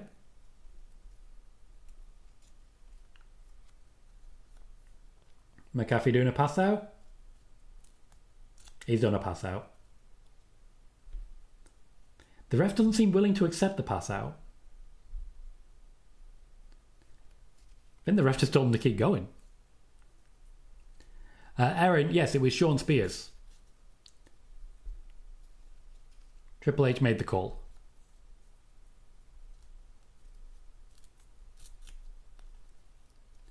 Cal says, Michael Cole hiding like me when Mum used to tell me to go to bed when I was younger. Fiend says, Pat sold his ass off for Gunter. He did. Cal says, the ref, if he dies, he dies. I genuinely think that little rally was because the ref told him to. I think Pat had decided, yep, this is a pass out, we'll call it here. And then the ref told him, no, try and fight, stand up. Just let him keep it locked on, but put up a fight. I think that was everything it needed to be. Gunter picked up the win, as he absolutely should have done. Pat McAfee had a couple of good moments, but was never a threat. That's never going to go down as a great match. And I don't think that match should have been on PLE. I think they should have let Gunter have his time off and put a different match there. Like, for example, Jey Uso, Logan Paul.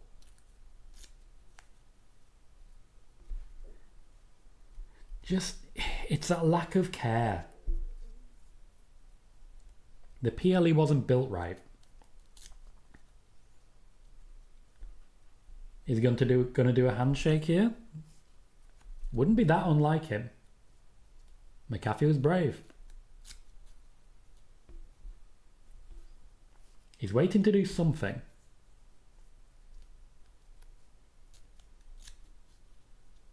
Could be a continued beatdown, could be a handshake. It's hard to tell.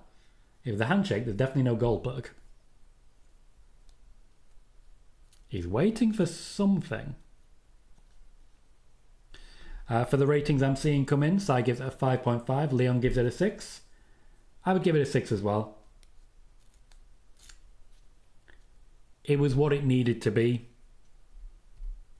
The two men involved, well, the three men involved, I should say, played their parts well. No Goldberg. Who was it who reported Goldberg was coming, guys?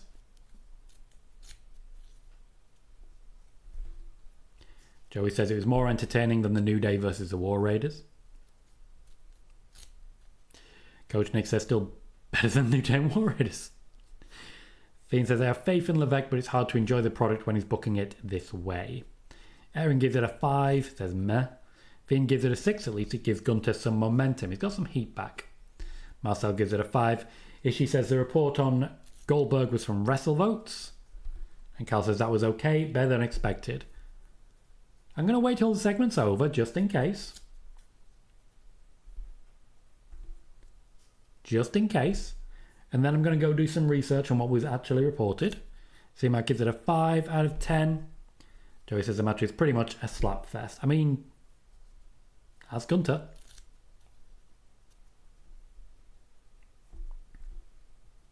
Also, I dare say there's not enough for a write-off there. I think Pat McAfee's still saying goodbye. I think that's what's happening right now.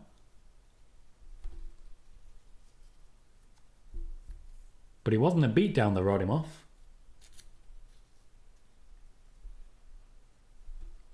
Joey says, I was expecting a post-match beatdown. No such luck. I want to get Gunter back to not being that guy. Right. Let's find out. Let's do a Google. Goldberg versus Gunter. That's all I'm going to search for. And I'll find what we got. One day ago from What Culture. Goldberg returning to WWE imminently, likely facing Gunter in retirement match. WrestleTalk. WWE.com teases Goldberg appearance at Pat McAfee victory at WWE Backlash. I don't think they do. Bleacher Report. WWE rumours on Goldberg's return. What do we got, guys? Let's see what's actually there. Cody Rhodes selling some vodka. So, What Culture by Jamie Kennedy, May 9th. WrestleVotes is reporting that multiple WWE sources tell them none of them Bill Goldberg's name has been floated internally over the past week. WrestleVotes noted that it feels like Goldberg's inevitable return is nearing. This report was corroborated by Fightful Select 2. They discussed Bill's potential return to action on Patreon, so the match with Gunter has absolutely been discussed for this year and is on the table. Not necessarily mentioning Backlash, I'll say that. From WrestleTalk, what's the name on this? Connell Rumsey. Says ahead of the show, WWE.com gave its predictions for the show with NFL writer and Pat McAfee show correspondent Mark Caboli. He wrote, I might just have a rooting interest in that, but that's neither here nor there, blah, blah, blah. I don't see any mention of Goldberg there. I don't see any mention of Goldberg.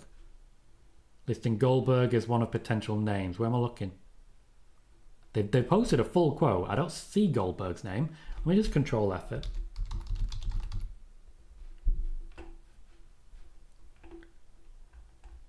Cool. So literally by the end they were just like, who's it going to be next? Is it going to be Jey Uso, Michael Cole, Corey Graves, Goldberg? It's just guessing. This doesn't look like it's actually got any legs. Let's have a look at Bleacher Report, what they've said. They've just copied the tweet from WrestleVotes.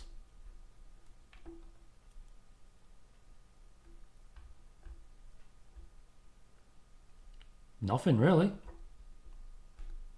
Yep, no mention of Backlash, so there's still plenty of time in which it could be proven right. But certainly nothing just yet. Always worth checking.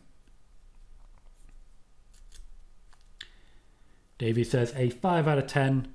Nothing great, and as expected, except for Pat didn't get as destroyed as expected. I'd agree. I think that's pretty much an exactly accurate cover.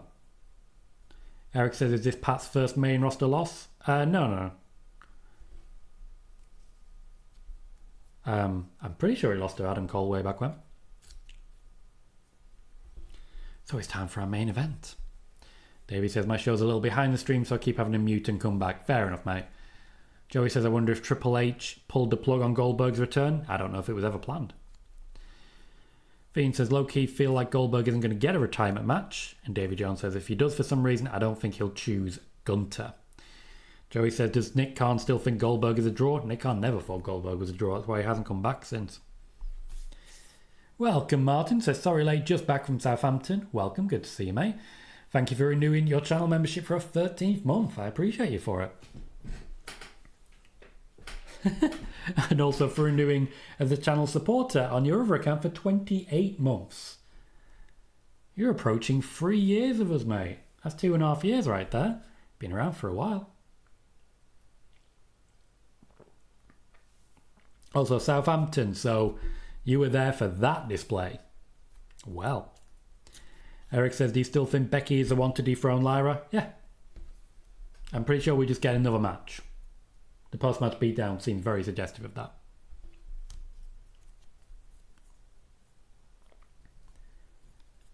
These promo videos are going to take forever. The entrances are going to take forever. But hey, we've been live for 3 hours. It's actually flown quite nicely.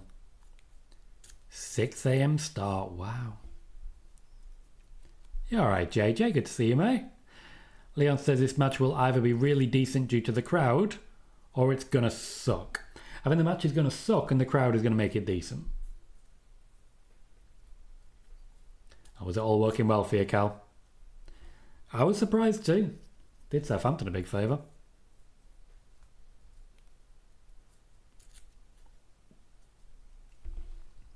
It's very strange now seeing young Randy Orton. Young Randy Orton and now Randy Orton is a very, very different beast. Bailey, I've got the goal up. Still very much running. The goal ends in 8 minutes apparently. I set it up for 3 hours initially. Just as a reminder, I can always put one back up. But yeah, it's up to others, not me. For those unaware, as Bailey's just given me a little prompt. What I'm doing at the moment is something I've revived from the days of Twitch, where for every £1 or $1 donated, I do a squat on stream. As an old and haggard man with terrible knees, you'll be doing me a favour and keeping me fit. No requirement to donate, just to be clear, but that is something that we're doing at the minute for anyone not aware. Thank you for the prompt, Bailey. Martin says, has it been a good show? We'll watch it back tomorrow properly. Been alright. You wouldn't be missing anything if you didn't watch it. You wouldn't be missing anything. There's only one thing I'd say you're missing. And that's sort of the result of one match and a debut, but that's about it. It's not good.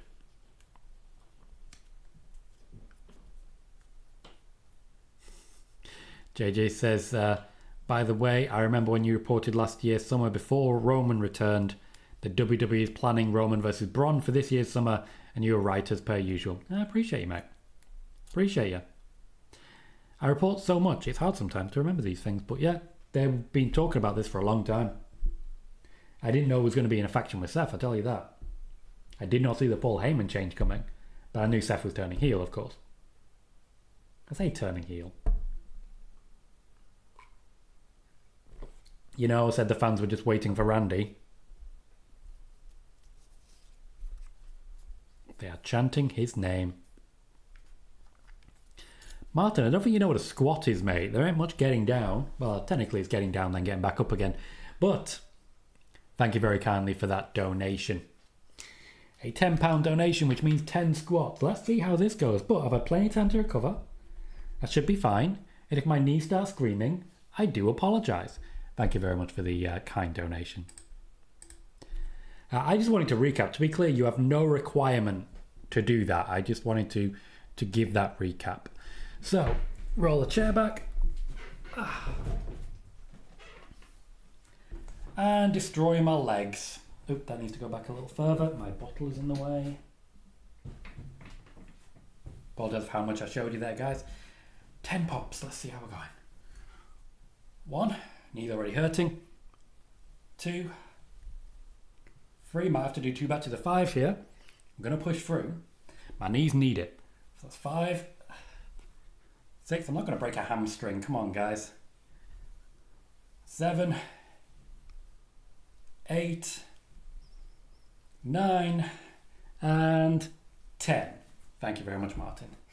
I'll bring this back down again. Please try to ignore what's going on there. Oh, I do not recommend it, Martin. I do not recommend it.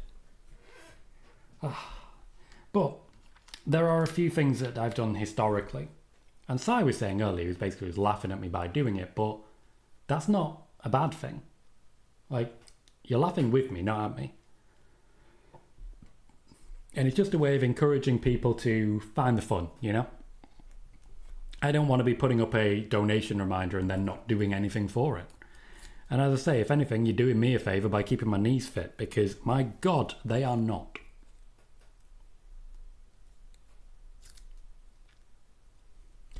Fiend says absolutely massive pop for Randy Orton. They're singing to...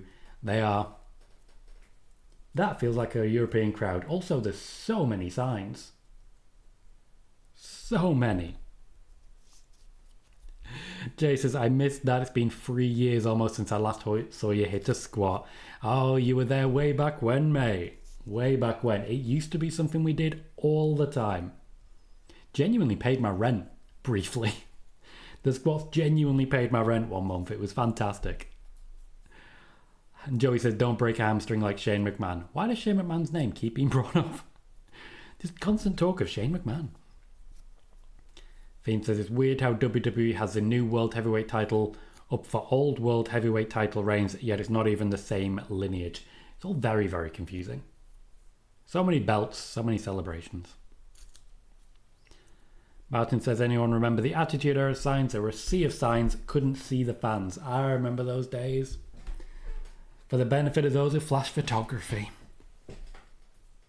They should bring that back in AEW, but there isn't really flash photography anymore. Nowadays, you're just holding a phone. Like, genuine question. Who uses flash anymore? And I don't mean Macromedia flash. We all played with Newgrounds back in the day. Like, pretty sure it's been shut down for almost as long as I've been alive. So it says the fans couldn't see the ring either. Yeah, you'd always get one guy 3 rows in front of you with a sign, and he was holding it up the whole time, and that was that.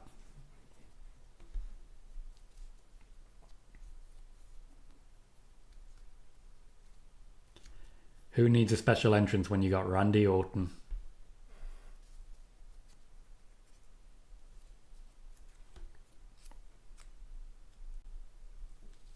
Certainly a warm reception. I did expect it to take a long time for these intros. Martin says, flash photos are classed as boomers now, as my son called me. You're called a boomer. Lovely. Millennials get in the shade. I'm slap bang in the middle of millennial. My children are a Gen Z and a Gen Alpha. I had to teach my Gen Alpha what the Gen Alpha love heart is. Because, you know, it's different every generation. Genuinely is. I can't even do the Gen Z one. Don't make sense to me.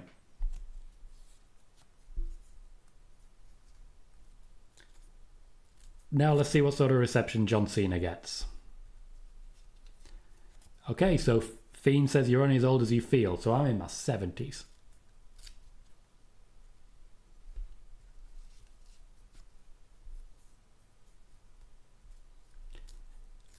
Again, a very mixed reaction for John Cena. There is love as well as hate. There is love as well as hate there. Much as they love Orton, they're not quite convinced.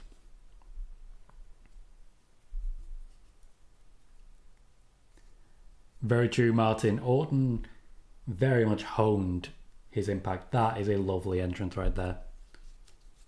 Just the words John Cena.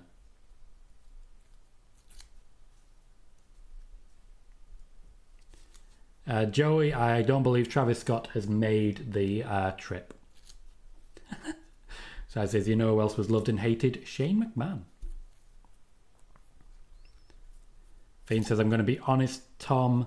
With what you said about The Rock, I feel like it ended up not being worthwhile for John Cena to turn heel. I think matches like this are when we're going to find out if it was worth it.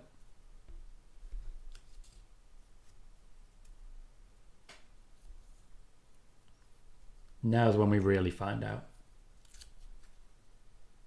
Bailey says Randy will be home by 10.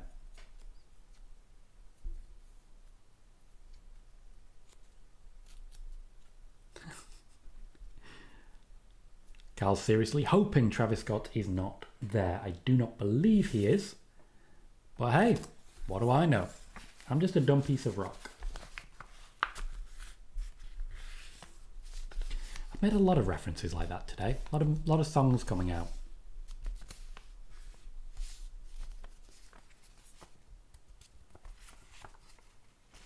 This is our main event. This is what the whole show has been building to, and I've got to say, it needs to be a hell of a lot better than the Cody Cena match. That shit was bad.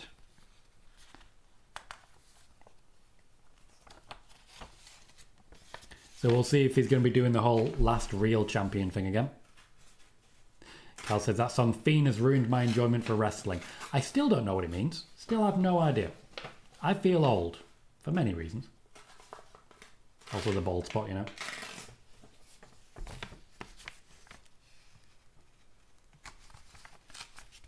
One fall. Wasn't even a one fall. Jesus Christ. You'll need to do your job. Cal says the Cena Cody match was something out of a Hulk Hogan playbook. Cody was destroyed.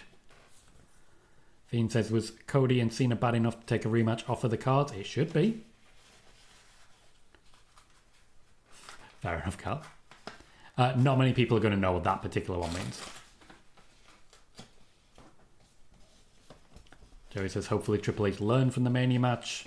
And Martin says, I don't get this whole Cena story anymore. I feel like they've massively dropped the ball here. You're not alone in thinking that.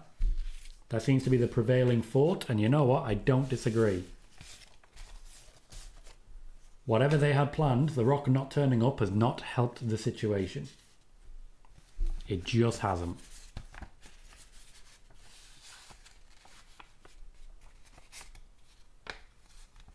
Little pause from the announcer there. We're announcing him as the greatest of all time. There's an argument to be made. An argument to be made. C-Max says, I think Cena should wear all black to match his entrance. Every time he releases a new shirt, thousands of people buy it and he earns more money, so. Needs to make sure if he's retiring, he gets plenty of money off the company. Good old Peacekeeper. Knows his stuff. Wow, Si, you're on a mission now, aren't you? Ryan says Cena has gone opposite of Orton as well. Looks so small now, it's like roller version from nearly 20 years ago. He doesn't need the bulk anymore. If he's not going to be a wrestler, why does he need to squat the same level?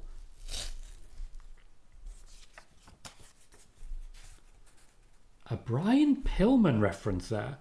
That's been a while. Really going over the history there. Welcome, Spartan. Good to see you. Cal says the Cena heel turn is so odd. He's told the fans he hates them. Called kids stupid and annoying and freaks. Called their dads freaks. Said he doesn't want kids. Then said he wants to break up with us.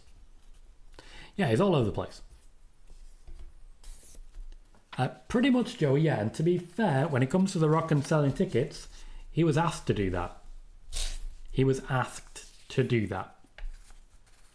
Bailey says Cena is not the greatest of all time. And as Cal rightly points out, it is indeed Shane McMahon. There was a tournament and everything. We have a lockup. That's how we're starting. This is going to be old school. John Cena looks pale.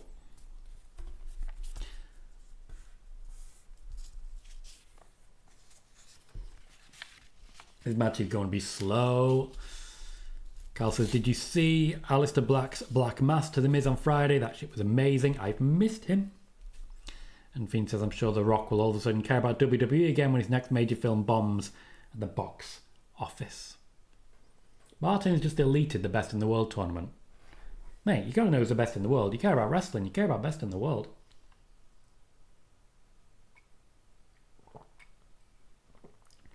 There's a Randy chant, but there's still plenty of love for Cena.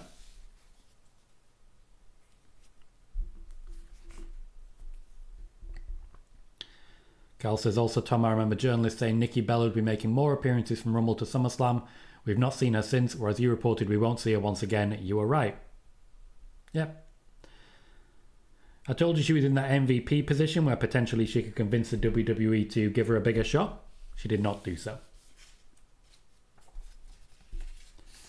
I remember how much was made of that we'd see lots of Nikki Bella. It just didn't happen.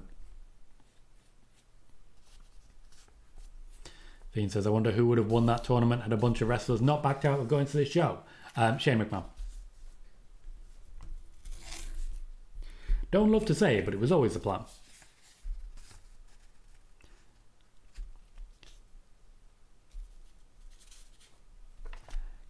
Cal says Cena wrestles like TNA Hogan. Also says, I think we might see Nikki after Cena. Bailey says, this is the most informed chat in wrestling. That is something we take pride in. That is something we want. That is something we have every intent of continuing. It's why we source everything, and it's why we fact check everyone, including ourselves. It's really important to me that you guys can fact check me if you would like to. My TV's about to turn off. Jesus. Hang about. I'll be right with you. Just got to do some messing around. The TV's been on too long, apparently. Bloody power saving. That a you can't wrestle? That is a you can't wrestle. Joey says, I wonder if Aleister Black is still banned from Saudi over his tattoos. He would need to cover up. Finn says, I'm glad I stopped watching in 2018. Didn't fully get back into wrestling until Levesque took over. Not a bad spot for it. And there's other companies that are very much worth the watch, I'll say that. New Japan's still doing good stuff, but it doesn't really have the star power anymore. I don't know, Fiend. That's not something I've really asked. Cal says, do you know Pandemic Wrestling was because we saw Fireballs and Alexa having magic? I mean, I watched Pandemic Wrestling. We had some weird shit. Guys, Swamp Fight. Swamp Fight. Nick says, you can't wrestle versus yes, he can chance. He really can't. Kevin says, do you think WWE have no plans for the Wyatt Six? No, I think they have many plans for the Wyatt Six, and they haven't been able to get any over the line yet. All very awkward. Been reporting on this the entire time. So far, everything I've been reporting has been proven true. The only thing I haven't been able to confirm is what everyone else is reporting about injuries. Fiend says, I genuinely think Wyatt Six are on the way out. I hope I'm wrong.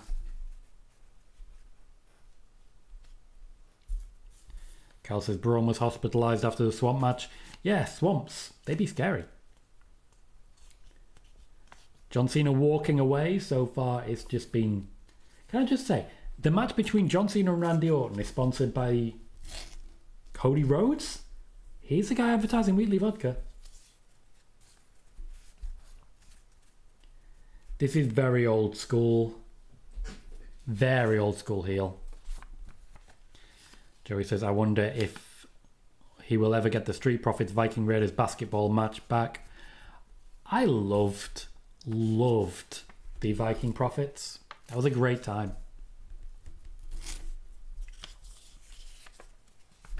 Cal says, if any of them was injured, I thought it was Nikki. She landed awkwardly after Eric threw her. I haven't been able to confirm that anyone was injured. Doesn't mean it's wrong. Just means I can't confirm it. And I don't report what I can't confirm. Fiend says, Braun is lucky he didn't get attacked by gators in the swamp. And Martin says they even seem to have stopped the glitches again now from a couple of weeks back. Yep. The only suggestion lately we've seen is a return of Alexa Bliss, but that doesn't seem to be directly connected. C-Max says it's starting to look like whenever The Rock is part of creative, things go left fast, furious, DC Studios, and now the WWE.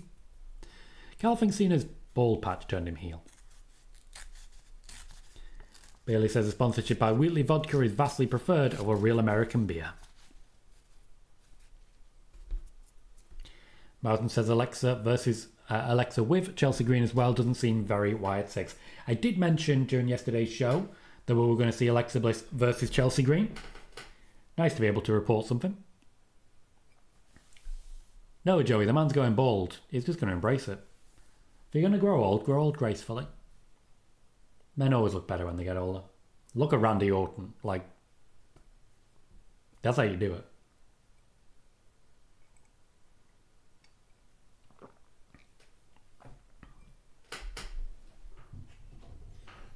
Don't say that, Bailey. We're going to be buying that UK-US trade deal and all that jazz. I hope not, Carl. I don't want to lose hype for them either. It seems like WWE has.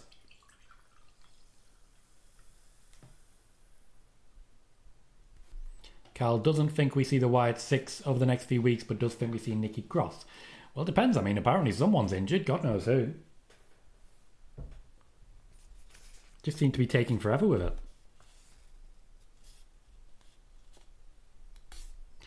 Davey, what I said was several names of Wyatt 6 members had their names added to the cost-benefit analysis list that Nick Khan's financial team puts together before they do releases. Now, certainly the final releases did not feature their names, and I did not expect them to be released. But I reported that there were releases coming, that there was a cost-benefit analysis list that was put together, and that the Wyatt 6, several members of them had their names on it. This was confirmed when people were released. And, yeah, there was drama about the fact that I'd reported it. And then it was immediately proven accurate.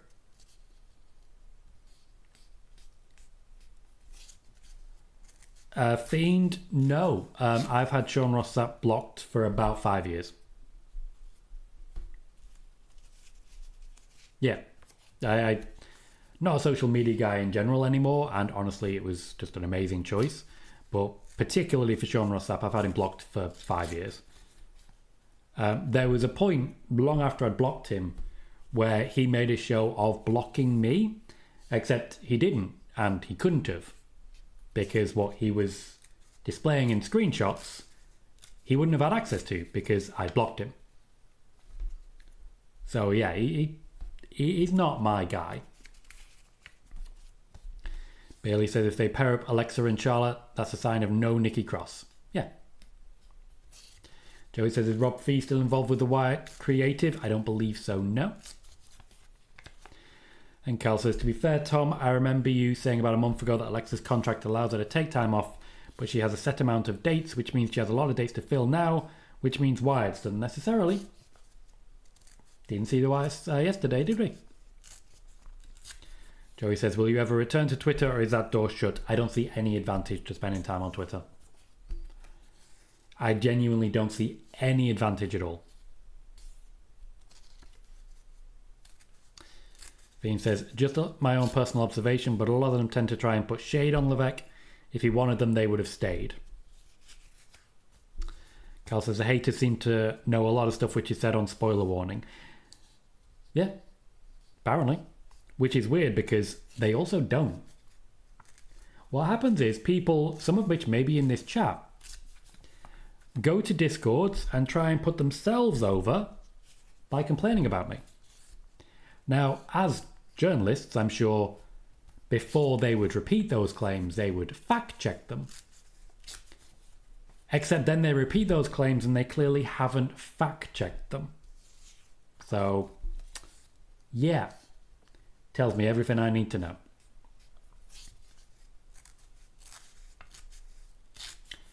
Joey says, did Twitter actually help you bring new viewers, or did it only give you Twitter views? It did at the beginning. Certainly we launched our channel on the back of having 10,000 followers on Twitter. And it helped launch the channel. But we didn't grow. And of course now, Twitter is designed to keep people on Twitter. So if you want to grow, you just basically have to spend all your time on Twitter, post all your videos on Twitter. And just, it's not for me. Fiend says, I'll happily admit to being a Tom Colohue guy. I appreciate you for it. As I said earlier, the only way this channel grows is from you guys helping us grow.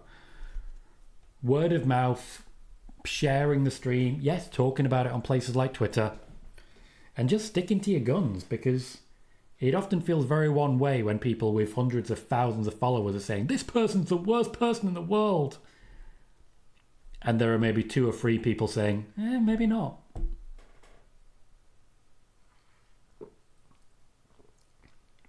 So I appreciate the growth that we've had recently because of you guys sharing the love. Cal says, I think the problem turning Cena heel this year is no one can hate him. It's his last ever year. I mean, he can be very hateable. Bean says, the match may be slow, but I am enjoying it. As I say, I think that the match was going to be average, but the fans are going to turn it into something, and I think that's exactly what's happening.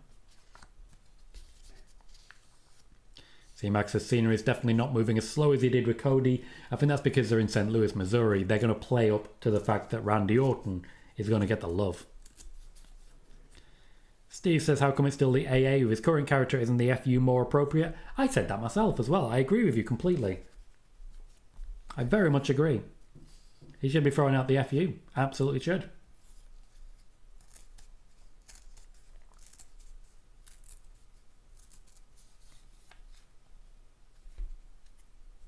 Another reversal. Into an RKO. Love it. Nice use of both finishers at once. I mean, you talk finishes, Pam. After being hit with so many AAs, he really should have come up with that counter many years ago. I'll say that. Nick pointed it out correctly. Throwback to the cage match. There's going to be a lot of references in this match. It was indeed an RKO.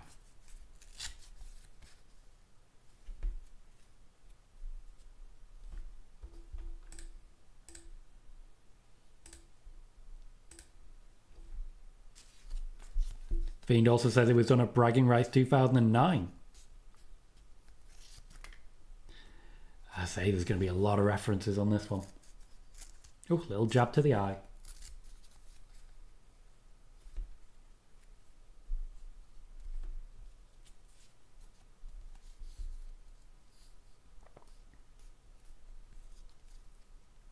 Cal says a lot of throwbacks. Imagine Randy just grabs Cena's dad. I love it. Fiend says the slap on the ref doesn't give him the DQ. Yeah, just forget DQs. Let's just all get on with it. I do think maybe that is what's going to happen. Cena's going to slap the ref. That would be fun. Very memorable moment. There's an AA. You don't win matches with an AA. Cena doesn't win matches in general anymore, and yet here we are. Everyone kicks out of the AA apart from The Miz. Again, that is an actual rule of wrestling. Everyone kicks out of the AA apart from The Miz. The Miz is the only person not allowed under any circumstances to kick out of an AA. Cal says that would be hilarious if Cena slaps the ref. Why not? Why not go through all of it? You've got an extra half hour left. Cal says Cena hit 4,500 AAs on Cody. Yep. And it was a low blow that beat him.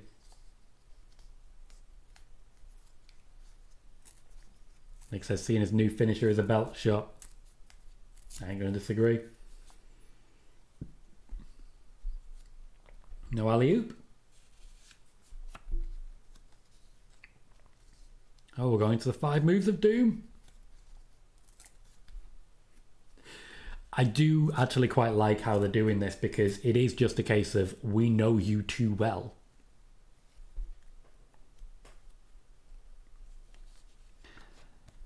Cal says, I remember Miz versus Cena in an I Quit match where Miz committed war crimes on Cena, yet Cena somehow won.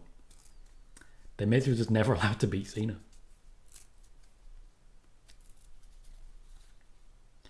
Fiend says Cena needs to bring back the 6th move of doom. Yeah, that was a weird moment, wasn't it? Man was trying to advertise a film. I've just realised the bottom turnbuckles are sponsored by QT Marshall.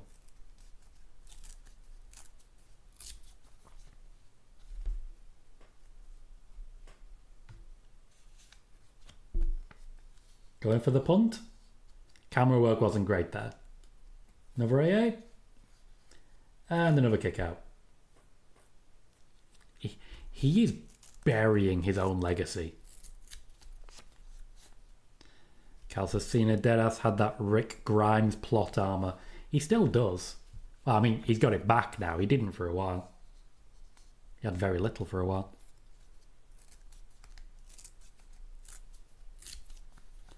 Love that. Wade Barrett. Somehow he's kicked out. Everyone kicks out. The AA's just, you know, shit. Not sure what else to call it.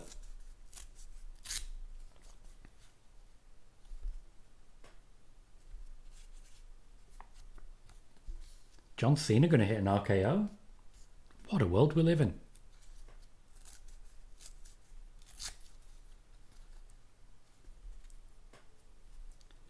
Nick says maybe the AA is like the Crossroads, probably needs 3 in a row to win. It needs an avalanche, actually.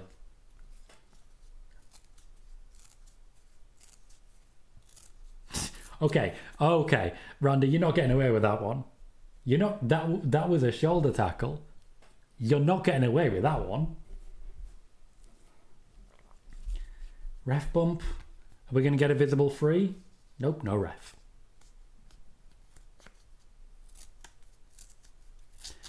Yes, there is, Bailey. There is a full post-show happening. C-Max is already better than the Mania match to me. Fans are more into it too. I agree with that. They've got a lot of history to build on. They know each other well. They can work on like the references and the reactions and the counters. I think it's all right, this, actually. I think maybe I was being rude about it earlier. Not average. It's okay. Ooh, Fiend says not true. AJ and Roman kicked out of an avalanche. Cal says ref bump. Maybe Travis Scott is here. I don't believe he is, but let's see how it goes. Cena looking like a pantomime villain there. The shush was brilliant. RKO, that'll give us our visible free. Ref slowly coming over.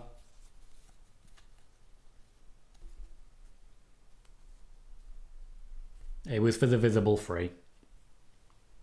It was for the Orton should have won it moment.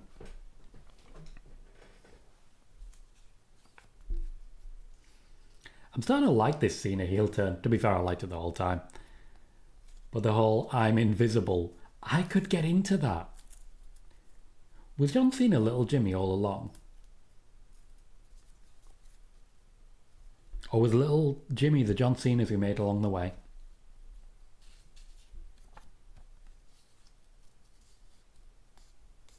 That's a chant. Joey says the ref bump gives me PTSD. And Cal says it's bound to be some shenanigans. It's going to be a back body drop here. Orton style.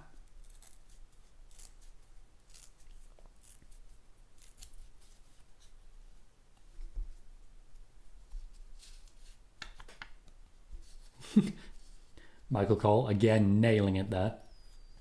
There's one thing Randy Orton's known for, it's for being very angry. That's another ref bump.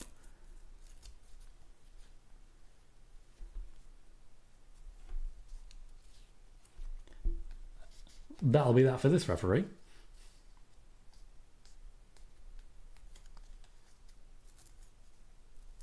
Cena again. Is he going to grab the belt and go for it?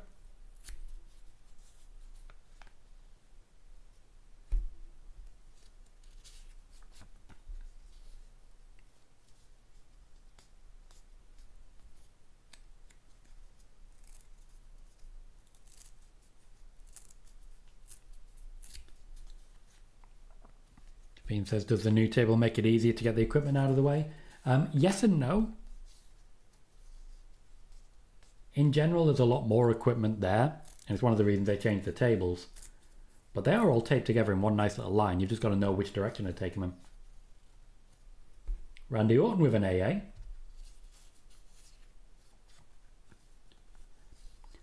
Orton never breaks the table. He can't do it.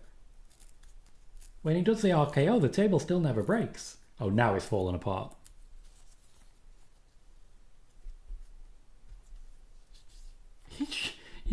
Bless you, Randy. It's not going to work. Reinforced steel. Come on, man. Come on. Randy Orton just... he can't break tables. Another rule of wrestling that we all know, you know, don't chop Gunter, never headbutt a Samoan, only the Miz cannot kick out of the AA, and tables always no sell for Randy Orton.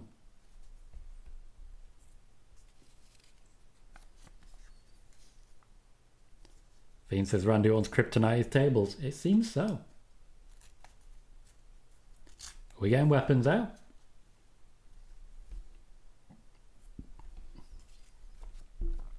It's a very slow match. 2 ref bumps. Sorry, at least 2 ref bumps.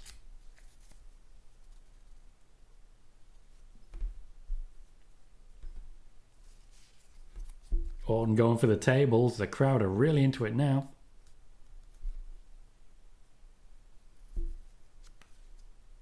Yeah, Nick Orton made a mistake there. Underneath the ring is laid out very distinctly for certain things to be easy to find.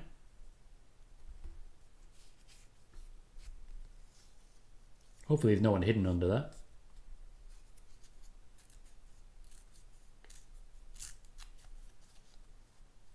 So he's not set up the table, but he's pulled out the table. Feels like he's just provided someone else with a weapon. Oh yeah, set up the table. I stand corrected.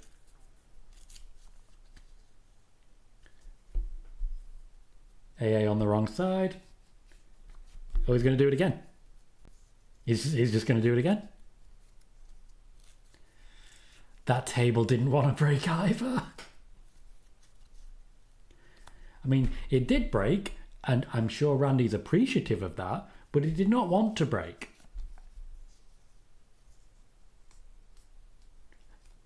Did he just stop to drink some prime? It did not want to break at all.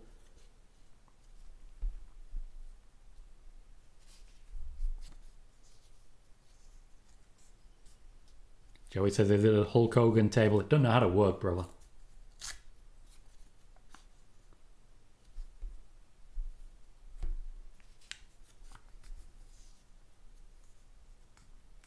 It's the last time. They do need to make it count. As I say, fans are into it.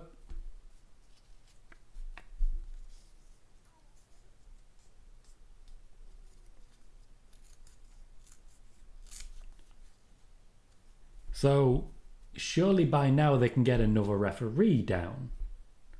Why is there still no referee?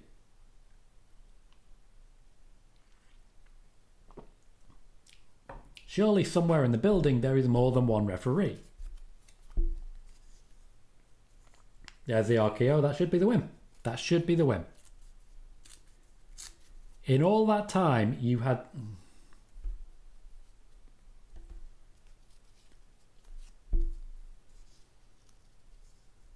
all that time to get someone down. Do you reckon we're going to get a third ref bump?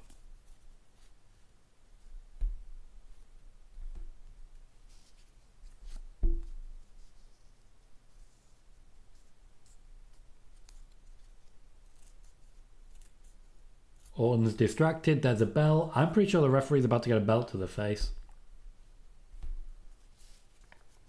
Pretty sure we're about to get a third ref bump. We get a third ref bump. Another RKO. Jesus Christ. Orton's got him every possible way and there's no one to count it again. Michael Cole, just go in the ring and count it. Nick Aldis himself is trying to wake the ref. Count the fucking fall, mate.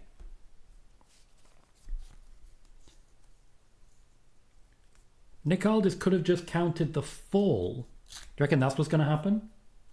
They were teasing Aldis versus Orton. Nick Aldis has an opportunity to screw Randy Orton over here.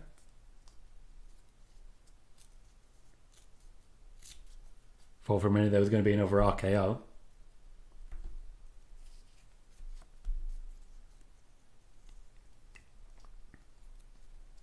Orton's fuming. It's coming very close to the end. I'm watching you, Nick Aldis. Yep, there's the RKO. That's going to cost him. I mean, you asked if it was going to be finisher spam.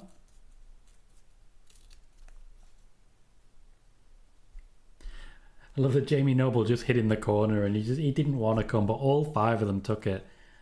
I think Nick Aldis is going to come back before the end there.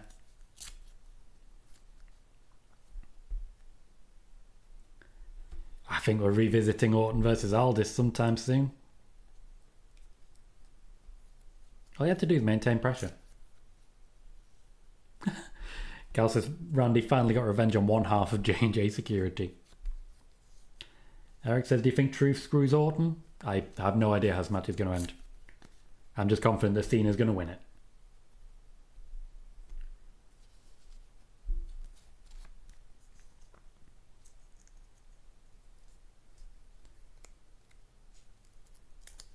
It is in fact our Truth.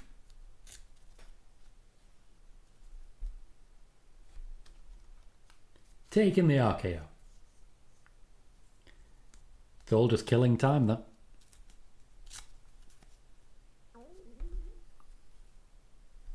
Why don't people ever wear cups in wrestling? Why don't people ever wear cups?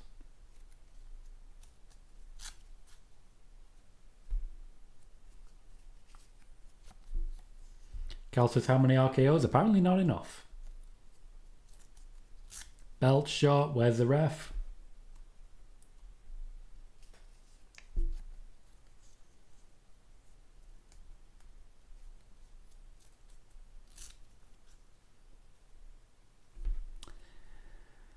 Oh, that is frustrating.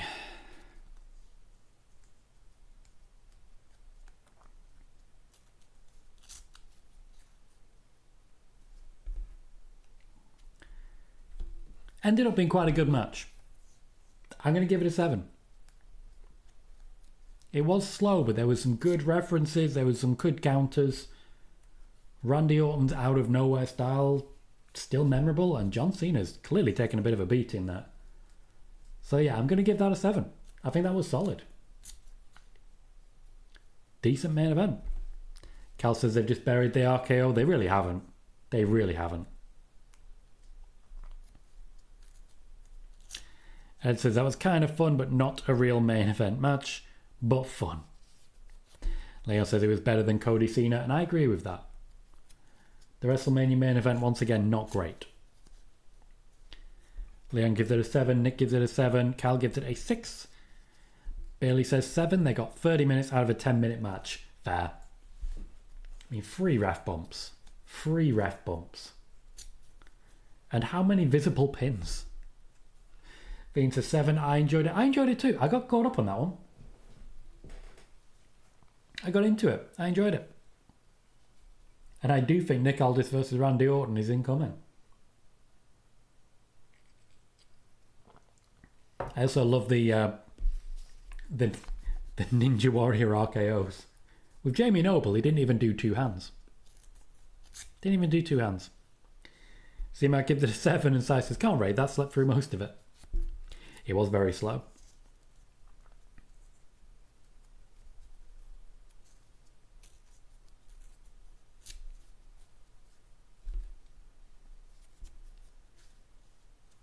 By the end, once again, John Cena survives through the skin of his teeth.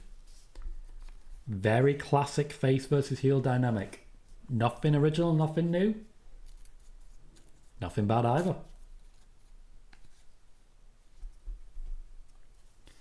Cal says, I still think Cena attacks R-Truth one day. Might be a day soon.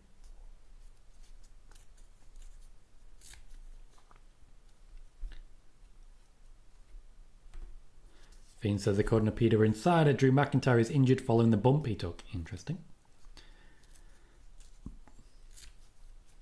He was holding his head. Interesting. Nick says, in 2025, I wonder if there'll be more low blows or surprise roll-ups. Probably plenty more. And Leon thinks Cody's coming out. Would be a weird way to end a PLE. Oh, okay. From what he's saying, that does suggest it. Cal says, surely we're getting something now. With Cena holding a microphone, it would certainly suggest so.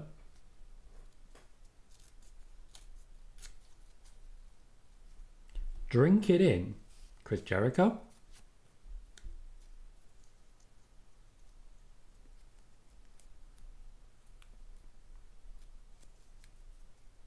Got the tail of the tape, but CM Punk? Be a great time for CM Punk's music to hit, tell you that. Never trust the bug. Should have trusted the bug. It is over. John Cena has retained the WWE Championship over Randy Orton. And yeah, that's a really average show. Just a really solidly average show. Where nothing of note really happened. Yeah. Aaron says at least R-Truth makes more sense than Travis Scott. I don't disagree with that. I really don't. Leon gives the show a 5 out of 10. I'd go slightly higher. I'd say 6. There were some good moments in there, but in general, that's a show produced by people who don't really care.